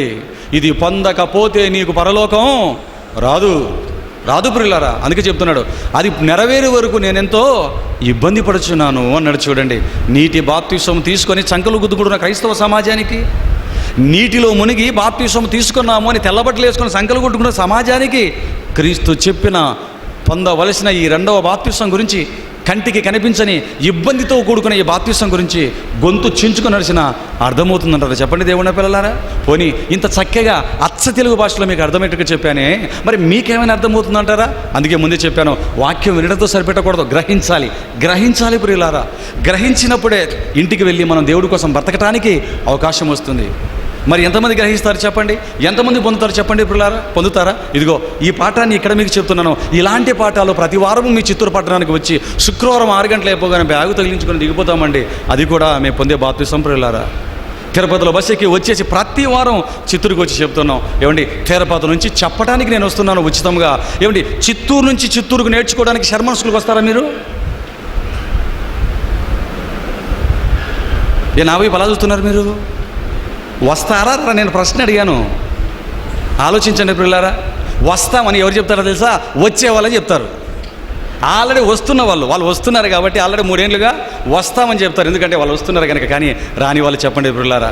ఏమండి, వస్తామని ఒకవేళ లోపల అనుకుంటున్నారా? అయితే మీరు బుక్ అయ్యారే. వస్తామని చెప్పి రాలేదనుకోండి, ఆ మాట ఎవరికి ఇచ్చారు మీరు? మీరెవరో నాకు తెలియదు, మీ పేరేంటో తెలియదు, మీ మనసులో ఏమనుకుంటున్నారో నాకు తెలియదు. కానీ మీ పేరు, మీరు మొత్తం గ్రహించిన వాళ్ళు ఎవరున్నారు? దేవుడు. ఆలోచించండి. అలాగని ఎందుకు వెళ్ళాలి? రాకుంటే మీరు అనుకుంటున్నామో మొత్తానికి పోతావు. తెలుసా నీకు? అడ్రస్ లేకుండా పోతావు నువ్వు. మరి మామూలుగా పోవడం కాదు. నువ్వు పోయిన తర్వాత మేము వచ్చి నిన్ను శవాన్ని గుంత తీసి బూడ్చడం తప్ప, ఆ తర్వాత కోళ్ళు కోసుకొని తినడం తప్ప, మిగిలితే కవర్లు కట్టి పంపించడం తప్ప ఏమీ చేయలేం. ఏమైనా చేశారమన్నా? అంతకుమించి చేసేది ఏం లేదు. అంతకైతే మీ భర్త మంచోడైతే సెమినార్లో పెడితే ఏదో ఇలా చేస్తాం, ఫోటోలు పెట్టి. ఒకవేళ మీ ఆవిడ మంచిదైతే మీ ఫోటో ఈ పక్కన పెట్టి చేస్తాం. ఆలోచించండి దేవుని పిల్లలారా, ఆలోచించండి. ఎంతగా విన్నారు, మరి గ్రహించారా పిల్లరా? నీటి బాప్తిసం సరిపోదు. చాలామంది మేము బాప్తిసం తీసుకుంటే ఏం చేయమంటావు? మునిగి లేచావు. పుష్కరాల్లో కూడా హైందువులు మునిగి బుడబుడకు లేస్తారు. నువ్వు అలాగేదో మునిగా లేచావు, సరిపోయిందా? అందుకే యేసుక్రీస్తు చెప్తున్నాడు, నేను పొందవలసిన బాప్తిసం ఉన్న నెరవేరు వరకు నేను ఎంతో ఇబ్బంది పడుచున్నాను. కన్నీళ్లతో, కడగళ్లతో, కష్టాలతో కూడుకున్నది దేవుని పిల్లలారా. ఎక్కడ తీసుకున్న బాప్తిసాలు అక్కడ తీసుకున్న వాళ్ళందరం ఎవరి ఇళ్ళలో, మీ ఇళ్ళలో మీరు బాప్తిసాలు తీసుకొని మీరింటికి వెళ్ళిపోయి, నేను మా ఇంటికి వెళ్ళిపోయి, ఆదివారం చర్చికి, మిగతా రోజుల ఇంటికి, ఆదివారం చర్చికి, మిగతా రోజుల ఇంటికి. ఎలా చెప్పండి దేవుని పిల్లలారా? ఎలా చెప్పండి? ఇప్పుడు అయిపోగానే ఏం చేస్తారు? మళ్ళీ ఎక్కడ ఆటోలు ఎక్కడ వెళ్ళిపోతారు మీరు. మళ్ళీ ఎప్పుడు వస్తారు? మరలా పోస్టర్ వేసి సెమినార్ అంటే వస్తారు తప్ప క్లాస్కి ఇప్పుడు ఎంతమంది వచ్చారు అంతమంది వస్తారండి? వస్తారా చెప్పండి? అంటే క్లాసుకు రేపు శుక్రవారం రారంటే మీరు గ్రహించారనా గ్రహించలేదనా? గ్రహించలేదని. ఆలోచించండి దేవుని పిల్లలారా, ఆలోచించండి. కొరింథీయులకు రాసిన మొదటి పత్రిక, అపోస్తలుడైన పౌలు కొరింథీయులకు రాసిన మొదటి పత్రిక 15వ అధ్యాయం 29వ వచనం చూడండి పిల్లలారా. కళ్ళు తెరిపించే మాటలు ఎన్ని మాటలు బైబిల్లో ఉన్నాయి చూడండి. కొరింథీయులకు రాసిన మొదటి పత్రిక 15వ అధ్యాయం 29వ వచనం చూడండి. ఏనన్నా? ఇట్లు కాని ఎడల, నువ్వు ఆపుకమ్మా, మీరు స్టార్ట్ చేయండి. ఇట్లు కాని ఎడల మృతుల కొరకై నా ఏమన్నా మింగారా? ఇట్లు కాని ఎడల మృతుల కొరకై బాప్తిసము పొందువారేమి చేతురు. బా, ఈ పదం ఎప్పుడైనా ఆలోచించారా పిల్లరా? బాగా ఆలోచించండి, గ్రహించండి. ఇట్లు కాని ఎడల మృతుల కొరకైన బాప్తిసము పొందువారేమి చేతురు. మృతుల కొరకైన బాప్తిసము, మృతులు ఏమాత్రమును లేపబడిన ఎడల మృతుల కొరకు వారు బాప్తిసం పొందనేలా మరియు మేము గడియ గడియకు ప్రాణభయముతో ఉండనేలా. సహోదరులారా, మళ్ళీ చదువుదామండి, ఈ మాట తెంచుకుందాం. పిల్లలు మీరు ఆలోచించండి. ఇట్లు కానీ ఇడలా మృతుల కొరకైన బాప్తిసము పొందువారేమి చేతురు, మృతులు లేపబడిన ఎడల మృతుల కొరకు బాప్తిసము పొందనేలా. ఏమండి, ఈ రెండు మాటల్ని మనం గమనిస్తున్నప్పుడు ఒక పదం మనకు కనబడుతుంది. ఏంటది? మృతుల కొరకైన బాప్తిసం. ఉందా? మృతుల కొరకైన బాప్తిసం, మృతుల కొరకైన బాప్తిసం అంటున్నాడు. ఇదేంటిది? మృతుల కొరకైన బాప్తిసం అంటే ఏంటి? మృతుల కొరకైన బాప్తిసం అన్నా, రెండవ బాప్తిసం క్రీస్తు నేను పొందుచున్న బాప్తిసం అన్నా, ఈ రెండు ఒకటే పిల్లలారా. ఎందుకంటే మృతుల కొరకైన బాప్తిసం పొందువారేమి చేతులు అంటే రెండు రకాలు కనబడుతున్నారు ఇక్కడ. ఒకడు మృతుడు, రెండు ఆ మృతుడైన వాడి కోసం మరొకడు బాప్తిసం పొందుతున్నాడు. ఇంతకు మృతుడంటే ఎవడు? ఆ చచ్చినోడి కోసం, మృతుడి కోసం పొందుతున్న బాప్తిసం పొందే వాళ్ళంటే ఎవరు? ఇది మనకు అర్థం కావాలంటే మొదట మృతులంటే ఎవరో మనకు తెలియాలి. మొదట మృతులంటే ఎవరు? ఎఫెసీయులకు రాసిన పత్రిక 2వ అధ్యాయం 1వ వచనాన్ని చూడండి. అపోస్తలుడైన పౌలు ఒక్క క్షణంనైనా అందరూ తీవనివ్వండి, మేము తీస్తాను. ఎఫెసీయులకు రాసిన పత్రిక 2వ అధ్యాయం 1వ వచనం చూడండి. మీ అపరాధముల చేతను పాపముల చేతను మీరు చచ్చిన వారై ఉండగా ఆయన మిమ్మును. ఏమండి, అంటే మృతులు అంటే ఎవరు తెలుసా అండి? చచ్చిపోయిన వాళ్ళు కాదు. చచ్చిపోయిన వాళ్ళు అంటే ఇదిగో ఈ దేహాన్ని విడిచిపెట్టి వెళ్ళిపోయిన వాళ్ళు. దేహాన్ని విడిచిపెట్టి వెళ్ళిపోయిన వారి కోసం మనం బాప్తిసం తీసుకుంటే వాళ్ళకేం లాభం? అయిపోయింది. మరణించిన తర్వాత అటు పరదైసా, ఇటు అగ్నిజ్వాలల వేదనకరమైన స్థలమా డిసైడ్ అయిపోతుంది. మరి మృతులు అంటే ఎవరంటే పాపముల చేతను అపరాధముల చేతను చచ్చినవారంటే దేవుడి కోసం బ్రతకనివాడు, క్రీస్తును అంగీకరించకుండా పాపములో ఉన్నవాడు మృతుడు. ప్రకటన గ్రంథం 3వ అధ్యాయం 1వ వచనం కూడా చూడండి. ప్రకటన గ్రంథం 3వ అధ్యాయం 1వ వచనం చూడండి నాన్న, చూడండి. ప్రకటన గ్రంథం 3వ అధ్యాయం 1వ వచనం. సార్దీసులో ఉన్న సంఘపు దూతకు ఇలాగూ రాయము, 7 నక్షత్రములను కిందికి 2వ మాటకి వెళ్ళిపోతే, జీవించుచున్నావు అన్న పేరు మాత్రం ఉన్నది కానీ నీవు మృతుడవే అంటాడు. చూడండి, జీవించుచున్నావన్న, చదవండి నాన్న. నీ క్రియలను నేను ఎరుగుదును, ఏమనగా జీవించుచున్నావన్న పేరు మాత్రము ఉన్నది కానీ నువ్వు చచ్చిపోయావు అంటున్నాడు. నువ్వు మృతుడు అంటే చచ్చిపోయావు నాయన అంటున్నాడు. ఇందుకు వీళ్ళు జీవించుచున్నావన్న పేరు మాత్రం ఉంది కానీ నువ్వు మృతుడు. ఇదేంటండి ఇది? నువ్వు జీవించుచున్నావన్న పేరు ఉంది కదా మృతుడు అంటే మనిషి మాత్రం బ్రతికే ఉన్నావు, కానీ నా దృష్టిలో ఏంటి? చచ్చిపోయావు. అంటే మనిషిగా బ్రతుకుంటావు కానీ ఆత్మీయంగా చచ్చిపోయావు, పాపములో ఉన్నావు అని. అంటే ఇప్పుడు మృతులు అంటే ఎవరో చెప్పండి? దేవుడి కోసం బ్రతకని వాడు, పాపములో ఉన్నవాడు. అంటే పాపములో ఉన్నవాడు మృతుడు అని అర్థమైంది. అక్కడ ఏమన్నాడు? మృతుల కొరకైన బాప్తిసం పొందువారేమి చేతురు అన్నాడు. మృతుల కొరకైన బాప్తిసం అంటే ఈ మృతుడి కోసం మనం బాప్తిసం తీసుకోవడం. ఇంతకు మృతుల కొరకైన బాప్తిసం పొందే వాళ్ళంటే ఎవరంటే ఆ పాపములో చేతను అపరాధముల చేతను చచ్చిపోయి దేవుడి కోసం బ్రతకకుండా పాపములో ఉన్న వీన్ని పరలోకానికి తీసుకువెళ్ళటానికి కష్టాలు నష్టాలు ఖర్చు పెట్టేసి అష్ట కష్టాలు పడి వాడిని వాక్యంలో తీసుకుని రావడానికి కష్టపడతాం చూసారా? అదే మృతుల కొరకైన బాప్తిసం అంటే. అదే క్రీస్తు పడ్డాడు మనల్ని అందరినీ పరలోకానికి తీసుకెళ్ళటానికి. అదే జెబెదయి కుమారుడు యాకోబు పడ్డాడు. అదే యోహాను పడ్డాడు. అదే మిగతా 11 మంది 12 మంది అపోస్తలులు కూడా పడ్డారు ప్రియులారా. అదే మృతుల కొరకైన బాప్తిసం అంటే చచ్చిపోయిన వాళ్ళ కోసం అని కాదు. బ్రతికే ఉంటాడు కానీ దేవునిలో ఉండడు, పాపంలో ఉంటాడు. వాడిని దేవునిలో తీసుకోవాలంటే ఎంత కష్టం? మీటింగ్లో పెట్టి వేల రూపాయలు లక్షల రూపాయలు ఖర్చు పెట్టి ఆ ఊరు ఈ ఊరు తిరిగి అర్ధరాత్రి అంతా కూడా పోస్టర్లు అంటించుకొని ఎంత కష్టం అనుకుంటున్నారు పోలీస్ పర్మిషన్లు తీసుకొని. పిల్లరా మీరు ఆలోచించండి. ఈ కష్టాలన్నీ కూడా ఏమంటున్నాడంటే బాప్తిసం, మొదటి బాప్తిసం నీళ్ళలో మునిగి తీసుకునేది. రెండవ బాప్తిసం అనేకులను పరలోకానికి తీసుకువెళ్ళడానికి కష్టాలలో నష్టాలలో శ్రమలలో కన్నీళ్లలో మునిగి మనము తీసుకునేదే ఈ రెండవ బాప్తిసం. అదే యేసు క్రీస్తు ప్రభుల వారు చెప్పిన బాప్తిసం ప్రియులారా. ఇప్పుడు చదవండి ఎంత బాగుంటుందో. నేను పొందవలసిన బాప్తిసం ఉన్నది కానీ అది నెరవేరు వరకు నేను ఎంతో ఇబ్బంది పడుచున్నాను అని క్రీస్తు చెప్పిన మాట ఏంటంటే, ఇదిగో మనల్ని పరలోకానికి తీసుకెళ్ళడానికి ఎన్నో కష్టాలు పడ్డాడు, ఎన్నో నష్టాలు, కన్నీళ్ళు, కడగళ్ళు, తిండి సరిగ్గా లేదు, సరైన ఇల్లు లేదు, ఎన్ని కష్టాలండి, ఎన్ని కష్టాలు ప్రియులారా. మంచి చేస్తూ కూడా కష్టాలు, దయ్యం పట్టిన వాడు అంటున్నారు, వెర్రివాడు అంటున్నాడు, పిచ్చివాడు అంటున్నారు యేసుక్రీస్తు ప్రభుల వారిని. యూదులండి కనిపిస్తే రళ్ళతో కొట్టాలనుకుంటున్నారు, చివరికి చంపేశారు కదండి. అదే క్రీస్తు పొందినటువంటి రెండవ బాప్తిస్వం అండి.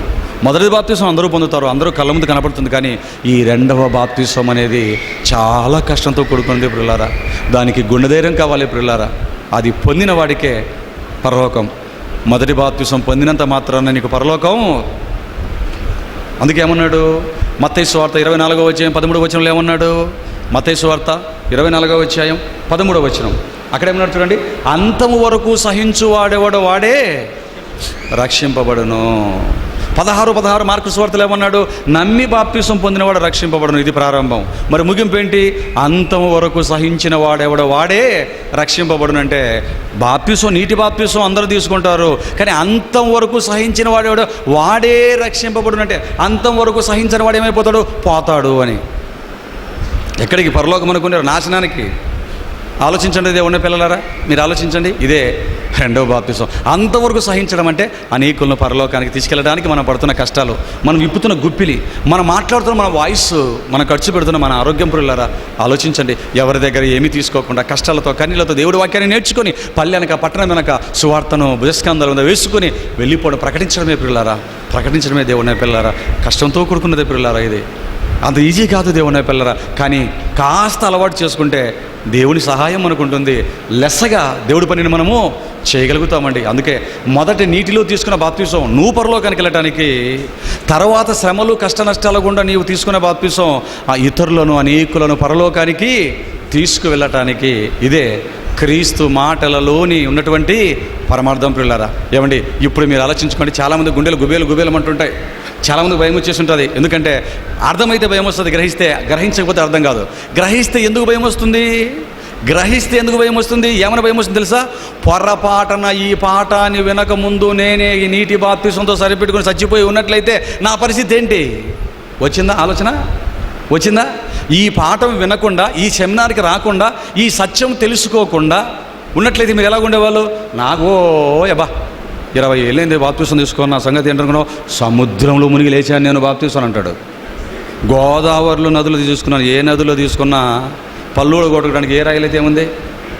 ఆలోచించండి దేవుని. ఇప్పుడు అయితే ఏం చేయమంటాం మమ్మల్ని? ఇప్పుడు ఆ బాప్తిసం చిన్నదయ్యా, అది ఫండమెంటల్, అది అసలైనది ఉంది. నువ్వు సత్యంత వరకు పొందుచూ ఉండవలసిన బాప్తిసం ప్రతిరోజు. అందుకే పౌలు మేము ప్రతిదినము వధింపబడిన గొర్రె పిల్లలు, ఇటు రోజు బ్రతుకుతామని. అందుకే అంటాడు మృతుల కొరకైన బాప్తిసం పొందువారో ఏం చేతురు. ఆ తర్వాత ఏమన్నాడు చూడండి చివరిగా, కొరింథీయులకు రాసిన 2వ పత్రిక మొదటి పత్రిక 15వ అధ్యాయం 29వ వచనం చూడండి ఏమంటున్నాడు. అయిపోయింది, చివరి మాట ఇదే. చూద్దాం పిల్లరా, చివరిగా ముగించేస్తా. ఇట్లు కాని యెడల మృతుల కొరకై బాప్తిసము పొందువారేమి చేతురు. మృతులు లేపబడిన ఎడల మృతుల కొరకు వారు బాప్తిసం పొందనేలా. మరియు మేము గడియ ఇక్కడ గంటకున్న రోజుగా గంటగా మేము గడియకు ప్రాణభయంతో ఉండం. వాళ్ళకెందుకు భయం? పౌలు గారికి ఎందుకు గంటకు భయం? ఎందుకు? దొంగతనం చేశాడా? ఏమైనా డకైట్ ఏమన్నా కొట్టాడా? ఎవరైనా కత్తితో పొడిచాడండి పౌలు గారు? ఎందుకండి పౌలు గారు గడియకు ప్రాణభయంతో ఎందుకున్నాడు? ఏం దొంగతనం చేశాడు? ఎవరిని చంపాడు పౌలు గారు? ఎవరి బ్రతుకులు పాడు చేశాడండి? అంత సమస్తం ఇచ్చుకున్నాడు కదండి. గడియకు ప్రాణభయం ఎందుకండి? సువార్త ప్రకటిస్తున్నాడు. సువార్త ప్రకటిస్తుంటే ప్రకటించనివ్వట్లేదు దుర్మార్గులు, యూదులు. మేము గడియకు ప్రాణభయంతో ఉండనేలా. సహోదరులారా, మన ప్రభు అయిన క్రీస్తు యేసునందు మిమ్ములు గూర్చి నాకు కలిగిన అతిశయముతోడు నేను దినదినము చనిపోచున్నాను అని చెప్పుదును. దినదినము చచ్చిపోతున్నాడటండి. దినదినమున అంటే ప్రాణం మీదకి వస్తే ఎంత కష్టంగా ఉంటుందో అంత కష్టపడుతున్నాడండి అపోస్తలుడైన పౌలు గారు. ఎందుకండి అందరి మాదిరి బాప్తిసం తీసుకొని మనకేమైనా ఉందండి? గంటకు ప్రాణ భయంతో భయపడిన సందర్భాలు మనకేమైనా ఉన్నాయండి? దినదినము చచ్చిపోతున్న సందర్భాలు మనకేమైనా ఉన్నాయండి? వేసాం మధ్యాహ్నం కలర్ రైస్ మసాలా ఎక్కువ వేసాడు సాహిబు, అయినా సరే గుట్టుకేసే వదిలిటమేటి వేసుకున్నాం, అరగలేదు తమ్ముడు జీరా తీసుకురా, గుట్టకు వేసాం. మళ్ళీ నైట్కి వేస్తాం. లక్షణంగా మన ఇళ్ళలో మనం పడుకుంటాం. ఇంకా కాస్త గంట టైం ఏంటంటే ఇంకా హుషారు పడతాడు, పరిగెట్టాలని చూస్తాడు. అర్థమైందా నీకు? పొందవలసిన బాప్తిసం నీటి బాప్తిసం ఈజీగా పొందేవు బాబు, కానీ ఈ బాప్తిసం అర్థమైందా చెప్పండి దేవుని పిల్లలారా. మీకు నిజంగా కేవలం వినేవారుగా ఉంటే మీరు మారరు, ఆ రెండో బాప్తిసానికి ఆయత్తపడరు. నిజంగా మీరు గ్రహించి ఉన్నట్లయితే ఈ రోజు నుంచే మీరు భీష్మించుకుంటారు, మనసులో ప్రతిజ్ఞ చేసుకుంటారు, ఎలాగైనా రెండవ బాప్తిస్వాన్ని నేను సొంతము చేసుకోవాలి. మొదటి బాప్తిస్వం నీళ్ళలో ఈజీగా అయిపోయింది, రెండవ బాప్తిస్వాన్ని సొంతము చేసుకోవాలి. ఆలోచించండి దేవుని పిల్లలారా. ఇలాంటి మాటలు విన్నారండి మార్కు గారు. ఈ సెమినార్ కండి ₹1 ఎవరి నుంచి ఆశించకుండా వేల రూపాయలు ఖర్చు పెట్టేశాడండి. కొన్ని వందల మందికి ఏమంటే 800 మందికి వేసాడండి. అండా మిగిలిపోయిందండి. ఏంటి అండా కలర్ రైసు 10 కేజీల 50 కేజీలు మిగిలిందా? చికెన్ 120 కేజీలు 120 కేజీలు చికెన్ వేస్తే 50 కేజీలు చికెన్ మిగిలిపోతే ఏమండి ఇది ఎలాగుంటుందండి? మనకేముంది మిగిలిందా అనుకుని వెళ్ళిపోతాం. ఖర్చు పెట్టి చేయించిన వ్యక్తికి ఎలాగుంటుంది? వంట మనిషికి 7,000 రూపాయలు ఇచ్చిన వ్యక్తికి ఎలాగుంటుందండి? బాధగా ఉంటుందన్నదా? పొందుచున్న బాప్తిసం మీకు అర్థమైందా? పొందుచున్న బాప్తిసం ఈ రోజుకి ఆయన పొందిన బాప్తిసం, రెండవ బాప్తిసం మరలా రేపు పొందాలి, ఎల్లుండి పొందాలి. మరణించేంత వరకు దీన్ని ఉద్ధృతము చేసుకుంటూ వెళ్ళిపోవాలి దేవుని పిల్లలారా. దేవుడి జ్ఞానం ఎక్కడుంది? క్రైస్తవుల పరిస్థితులు ఎక్కడున్నాయి మీరు ఆలోచించండి. క్రైస్తవుడు బ్రతుకు మొదటి బాప్తిసంతో ఆగిపోయాడే, కానీ క్రైస్తవుడు పొందవలసిన రెండో బాప్తిసం గురించి ఏం చెప్తారు చెప్పండి పిల్లలారా. ఆలోచించండి పిల్లలారా. ఇదిగో యేసుక్రీస్తు గడ్డం పెంచుకున్నాడు, నేను గడ్డం పెంచుకుంటాను. యేసుక్రీస్తు 40 రోజులు ఉపవాసం ఉన్నాడు, నేను 40 రోజులు ఉపవాసం ఉంటాను. ఆయన నీళ్ళలో మునిగి లేచాడు, నేను నీళ్ళలో మునిగి లేచాను. ఆయన నిలువుటంగి ధరించాడు, నేను నిలువుటంగి ధరించానని బయలుదేరారండి. మరి ఇదెవరికి ఇస్తావు? అవన్నీ ఉండండి, నేను 40 రోజులు, మీరు 40 ఉండండి, నేను నిలువుటంగి, మీరు నిలువుటంగి, నాకు గడ్డం మీకు గడ్డం అని చెప్పాడు ఏంటి? ఇది మాత్రం అందరినీ మృతుల కొరకైన బాప్తిసం పొందాలి. మీరు గడియకు ప్రాణభయంతో మేమున్నాం, ఇదిగో ప్రతిదినం దినదినము చనిపోతున్నాను, పౌలనే నేను మృతుల కొరకైన బాప్తిసం అర్థమైన వాడు. అందుకే పిల్లరా మిమ్మల్ని మేము ప్రేమిస్తున్నాం పిల్లరా. ఈ చిత్తూరులో మిమ్మల్ని అందరికంటే ఎక్కువగా ప్రేమించేవారు ఎవరైనా ఉన్నారంటే ఫస్ట్ మీరు మా పేరు చెప్పుకోండి. మా పేరు చెప్పుకోండి మీరు. ఎందుకంటే మీ భార్య కంటే, మీ భర్తల కంటే, మీ ఎమ్మెల్యే కంటే, మీ ఎంపీ కంటే, ఏమండి మీ కార్పొరేటర్ కంటే, మీ జిల్లా పరిషత్ అధికారి కంటే మిమ్మల్ని బాగా ప్రేమించే వ్యక్తుల పేర్లు రాయమంటే మా పేరు రాసుకోండి దేవుని పిల్లలారా. నిజంగా డబ్బులు కొదవగా ఉన్నాయి కాబట్టి సంవత్సరానికి 2-3 సెమినార్లు పెడతాం, కానీ పొరపాటున ఏ ఇంగ్లీష్ వాడు ఒక 10 కోట్ల రూపాయలు మళ్ళేమో దేవసహాయం అకౌంట్లో వేసాడనుకో, ఎవడో కూడా వేసాడనుకో, అసలు వారానికి ఎన్ని రోజులు ఉన్నాయో కూడా మనకి తెలుసు. 8 7 రోజులు, నెలకెన్నో తెలుసు, సంవత్సరానికి ఎన్నో తెలుసు, సంవత్సరం తెలుసు, రోజు తెలుసు, మొత్తం తెలుసు మనకి. తెలుసా లేదా? అంటే ఏమీ కాకుండా 10th క్లాసో ఇంటర్మీడియటో డిగ్రీయో చదువుకున్న మనకే అసలు చదువు రాని వాళ్ళకు కూడా ఈరోజు తెలుసా తెలీదా?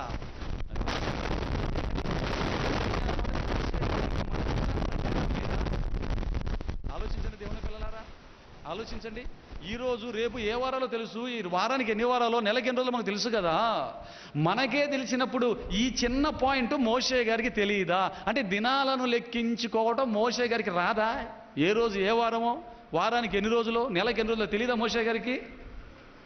ఇంతకు మోషే జ్ఞానం కలిగిన వాడా, మనం జ్ఞానం కలిగిన వాళ్ళమా?